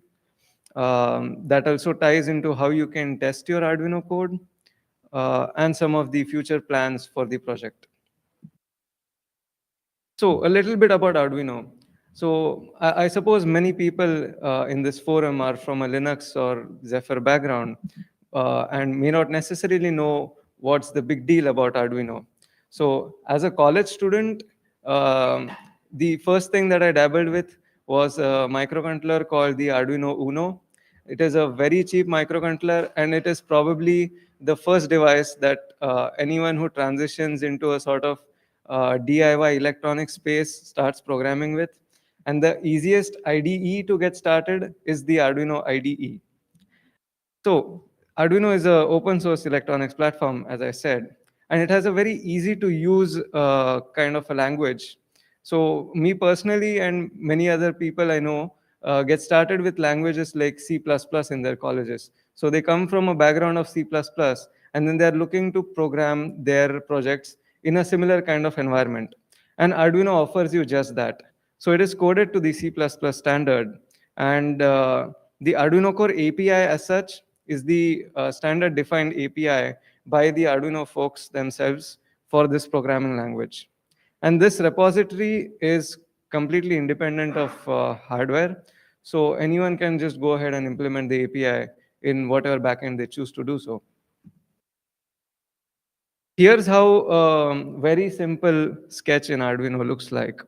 So you have something called the setup function, which is kind of your initialization function. So you do that kind of a one-time thing. In this example, we are sort of setting the pin mux to for the pin corresponding to the LED built in the output mode. And then we are running the loop in the next stage. And the loop function, as the name suggests, is something that runs in a continuous loop on the microcontroller. So whatever you want to do inside that, you're expected to do in a repeated fashion. And we come to the background of how this project started. So here I've attached the screenshot of a issue that was raised as a sort of a feature request by Jonathan, who works in Goliath. And he suggested that he would like to start a sort of a discussion on how we can support the Arduino ecosystem. And for which there was someone else already before me whose username I have showed, Soburi, who had developed a very rough proof of concept where he sort of just compiled a easy to use Arduino application using Zephyr. But it was not scalable as much. So we needed a proper plan in place. And I was also kind of new to Zephyr at that time. I was looking at how to get started. And I was wondering if someone had already ported an Arduino layer or something like that. And that's when I asked on the Zephyr Discord. And that's when Jonathan reached out to me, hey, if you're interested, then we are indeed looking to add support for something like this. And that's how the Google Summer of Code proposal came into the picture. And this screenshot is where the actual formal proposal for my Google Summer of Code project was written. So what are some of the benefits of combining Arduino and Zephyr? So the first main thing is easier development. People who are comfortable with certain set of APIs do not easily want to migrate to new APIs. So learning something that is in Zephyr to simply blink an LED, I have to read the entire Zephyr GPR documentation and everything. And that is honestly a little bit of a steep learning curve for me. So since many people come from an Arduino background, their past projects and prototypes are kind of mostly written in Arduino. But they eventually hit a requirement to move to an RTOS-based system. For example, they want to do certain tasks in parallel, for example, create threads for certain things. And then they see that maybe Arduino is kind of a limitation for them. Because today, if I see in Arduino, they only support Mbed OS. And Mbed OS, in my view, is not very well maintained, or at least lacks the amount of platform support that Zephyr does today. So Zephyr obviously seems like a very lucrative and non-vendor specific open source solution. Yeah.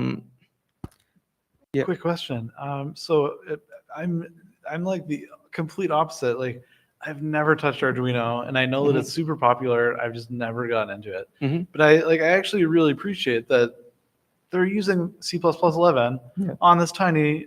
It's like an 8-bit micro, right? Yeah. It's an AVR. Mhm. So I mean, so we're in Zephyr. I do a lot of the C++ stuff. Technically, Stefanos is like the C++ guy. Mhm. I've kind of like owned the task of getting threading, C++ threading working in Zephyr. And it's Mhm. like this close. It's so close. And I'm just Oh. wondering if that's something that would benefit you Yeah. with the Arduino thing, because I can see that totally just knocking down all the barriers. Mhm. Would that work? Indeed. I mean, today we have an example. If I could share the website here, I don't know how to, but if you go to my repository and check out one of the samples we have, we call it Threads Arduino. So we are creating 3 loops with different delays, and then we are using the Zephyr create thread API at the moment for lack of a better API. But if you can add support for something like C++ threads, that would be awesome. Yeah. It was the threading thing for me. It was mainly for thrift because that's in C++.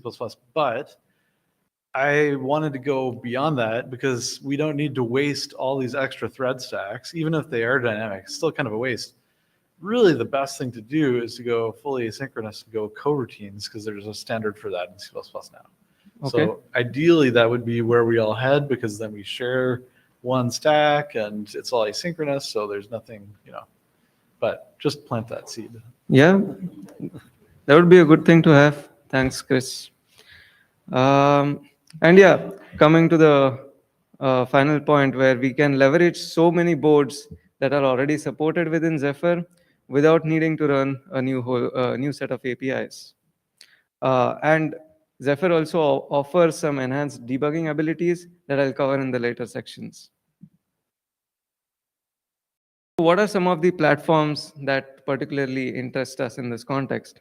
So, for example, the CC3220SF, it has no inherent support in the Arduino IDE. So, if someone who is familiar to Arduino just buys this microcontroller, tries to look for its support and does not find it, he's kind of going to be disheartened. Hey, how do I get started with this platform now? So, it has a TI SDK called the Simple Link CC32XX. But again, that's a whole new platform to learn about, whole new installation kit. And so there is no support to readily run any Arduino projects directly on this platform. But now with the new Arduino Core API support for this microcontroller, it is very much possible. So the Arduino Core API has this way added support for CC3220. Some other applications are few Linux SBCs. So if you want to run Arduino code on Linux platforms, for example, the Beagle Play, which has a AM625 that Nishant talked about in his previous talk. So we have a Cortex M4 core where we are running Zephyr, and then we have the A53 core where we are running Linux. And so now you have the opportunity to develop, test, and deploy your Arduino core directly on the edge. So for example, you have zero requirement to set up something on your laptop. You can simply set up probably a VS Code server or something on your Beagle Play, and you just log into it using a web-based interface, and you deploy and develop everything on the edge. So we also have an option to have support for the native POSIX or the native POSIX simulator, which can be used to run some basic checks and test and debug your Zephyr binary. Then you also have this device called the Beagle Connect Freedom, which is a handheld microcontroller, which can also potentially run Arduino code, which it lacks today. A more bigger platform would be the BeagleBone AI64. It falls in a similar category, but it has the TDA4 VM SoC. It has a dual Cortex ARM A72 processor, and it has a huge number of IOs. And it is a good platform again for feature-rich application development. And we recently had a GSOC project under beagleboard.org where we added Zephyr support for the R5 core. And I hope that we can take this forward to add Arduino support for this R5 core. Let's see how that goes. What happened?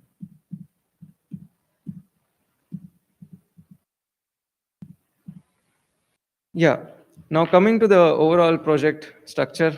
So how is the module structured today?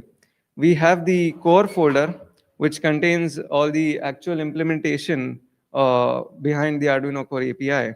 And it contains a symlink to the actual API itself. The reason why we did so, I'll come to later. Then we have the variants folder, which is kind of your rcharm64 kind of a folder where we have all the board overlays and header files. Then we have various samples to demonstrate all the various things that you can do using our project. And of course, we have some documentation on how you can add support. Here's how you can add new variants to the Arduino Core API. There are only 2 steps required, which are pretty straightforward. First thing is you add an overlay file that matches the name of your platform. So you call it the board.overlay. And then an optional step today is to add a board-specific header file to create any sort of defines that may be specific to your platform. For example, on CC3220, you have the yellow, green, and red LEDs. So if you just want to include them, then you can do so in that file. So yeah, the reason we required a device tree overlay for Arduino itself is because many different boards have different names of their nodes. So how are you going to abstract all of that? So you need some kind of aliasing structure. So in Zephyr itself, we have the concept of a board connector.dts. So you have many different SOCs or MCUs out there, but most of them are created in some standard kind of a format. So many of the TI MCUs that we have follow something that we call as launcher pad or a booster pack XL. So you have these kind of board connector.dts files, which inside which you can find board I2C, board UART. And then these you can basically use in the Arduino module by defining them as digital pin GPIOs or built-in LEDs or serials, for example.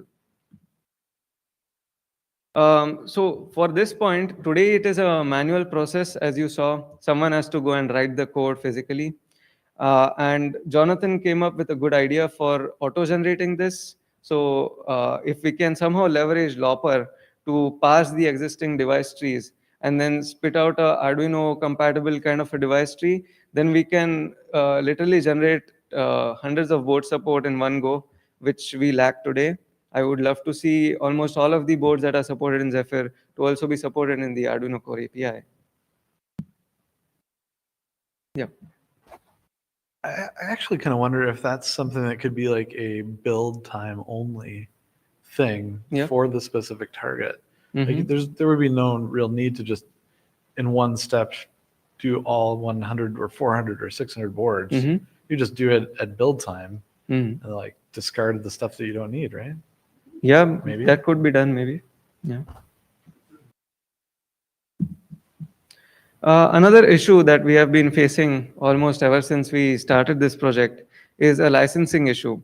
So Arduino, as of today, is GPL licensed, but Zephyr, as we know, follows Apache. So we are trying to talk with the Arduino folks and see if we can come up with some way to solve these issues. But as of now, this Arduino core continues to reside as an external module under Zephyr project. So I wanted to know if there was any way to allow the mainstream Zephyr to include Arduino as a module. So we have a pull request currently by Soburi that I mentioned earlier. This is the PR number. We can all go and have a look at it later. So what he does in that is he shifts all overlays to upstream Zephyr, so you don't have to maintain out-of-tree overlays. Then he adds a sub-manifest for the rest of the module. So you can basically pull it in. And then we add a Arduino core shield to handle board-specific overlays. And this kind of allows us to isolate the GPL code, which is the Arduino Core API, from the rest of upstream Zephyr. I'm not a lawyer, but famous last words. But so, yeah, you knew I was looking at you. Oh, you are. I was just thinking, by just having the hash in West YAML, it shouldn't be that bad. Yeah. Putting the same source code on your own laptop is not a problem. Distributing the combined source code is the problem. But the LGPL is actually pretty clear in that it doesn't escape outside of the LGPL area, so it doesn't apply. And so in this particular case, because we're not mixing Arduino code and Zephyr code, it should be okay. Okay. You should talk to your lawyers to get permission.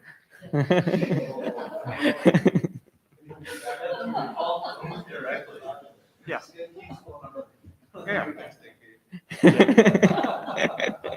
I mean, I talk to my lawyers all the time about this kind of thing, so I'm super familiar with the process. And certainly, you have open source program office lawyers in TI who can help you with this. Yeah.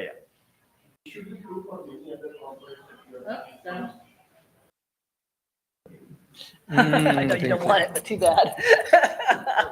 This should be true for many other components that we are taking, right? Like the Bluetooth stack, or I mean, the TI CC shield that we have taken. They all should have been on some different license. Like the code base that TI generally gives is either LGPL or Apache only, BSD. So if we have to bring any of our existing code base into Zephyr, will that be an issue then?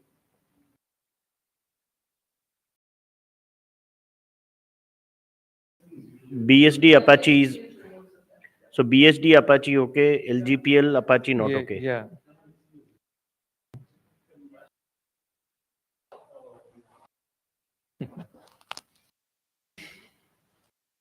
Okay. I guess I'll take it to my lawyers then. Okay. So from point of extending the library support that we have today, we want to add some of the more important libraries that are natively supported in most of the Arduino AVR platforms, which includes the SPI library. It has all these kind of functions like begin transaction and setting the bit order. And then we have the Arduino BLE. So Zephyr has an excellent BLE stack for Nordic today, as I know, but there's no way to leverage it from the Arduino API at least. So we have certain functions like BLE descriptor, UID, value size, etc. So if we can at least have some basic support for the Zephyr BLE stack in this manner, then it would be a very good to have feature.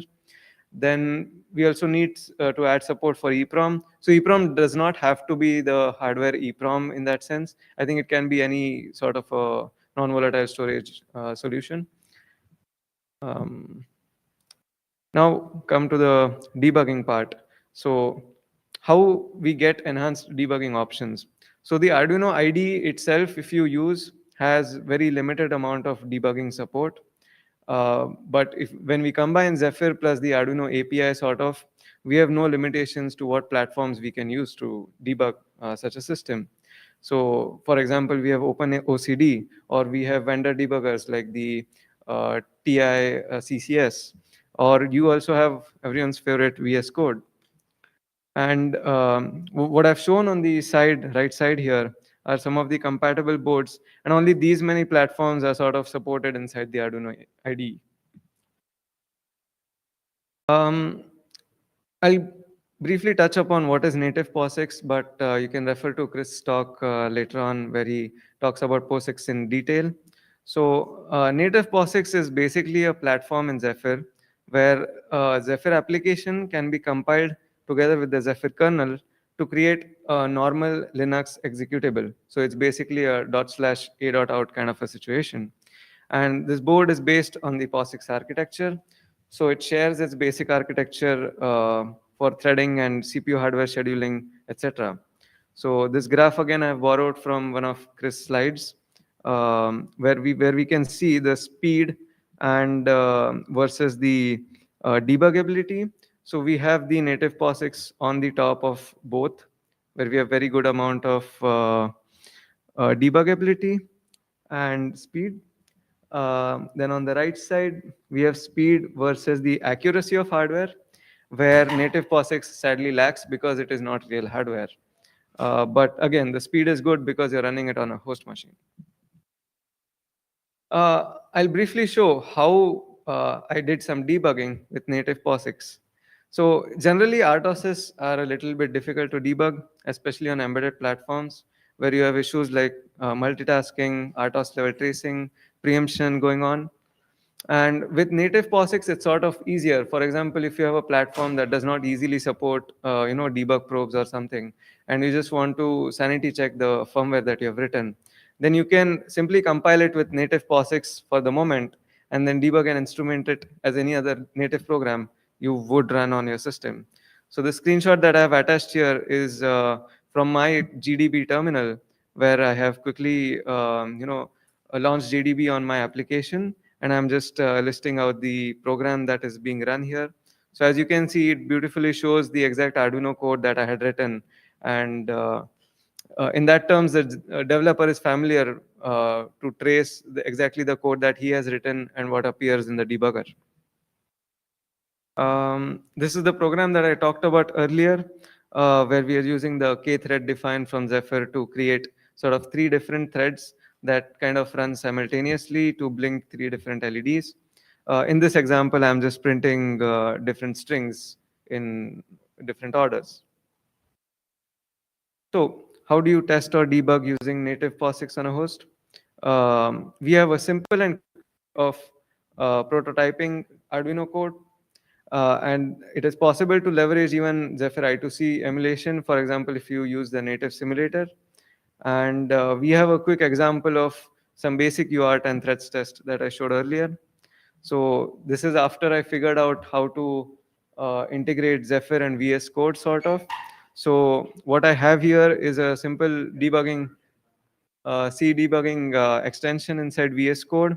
And as you can see, it has successfully detected my program and loaded it into the editor. And on the left side, I have all the local variables and all the variables that I want to watch. And in the terminal below, you can see the output of my actual application.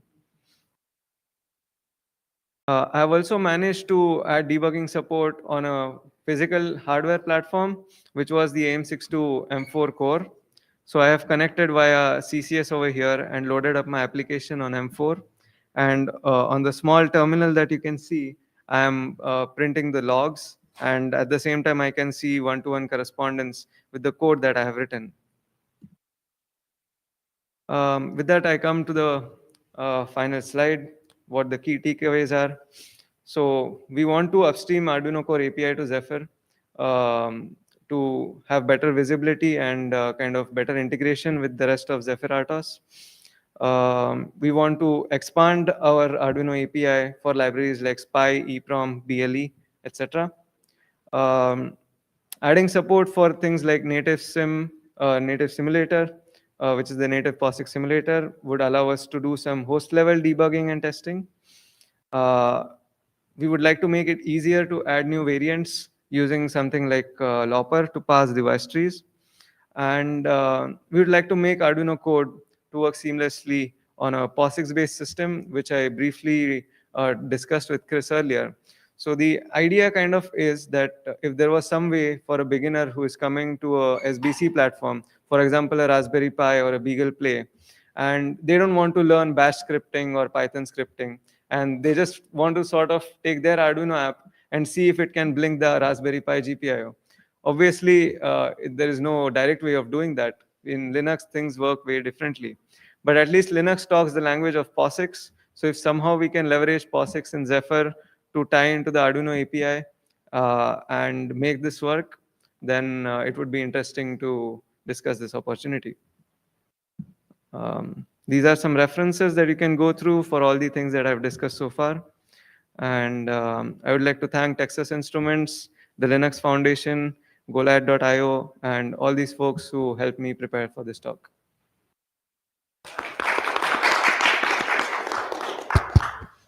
I know John, he's a great guy. Mm-hmm. But there was a question you asked earlier. So we're not there yet with the C++ threads, which is my bad. And I know it's just like I got to put in the time to fix it.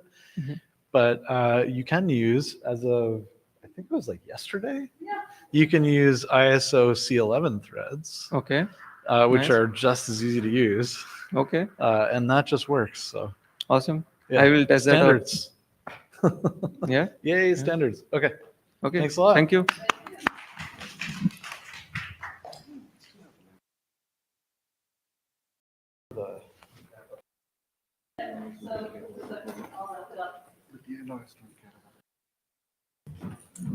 So thank you everyone for coming. The buses for heading for tonight's event are going to be starting to load at 6:15 downstairs where people start loading for on Monday. So if you want to make your way there, after dropping things off in your room and whatever, they'll be shuttling around. So if you miss those opportunities, let's just put it that way. And I'll see you guys down there. Thank you.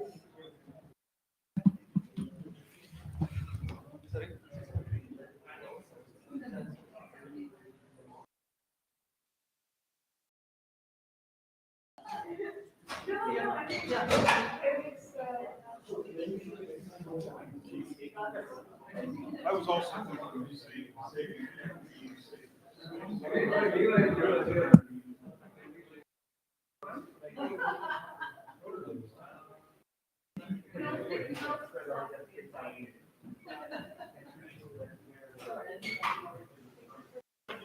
Yeah.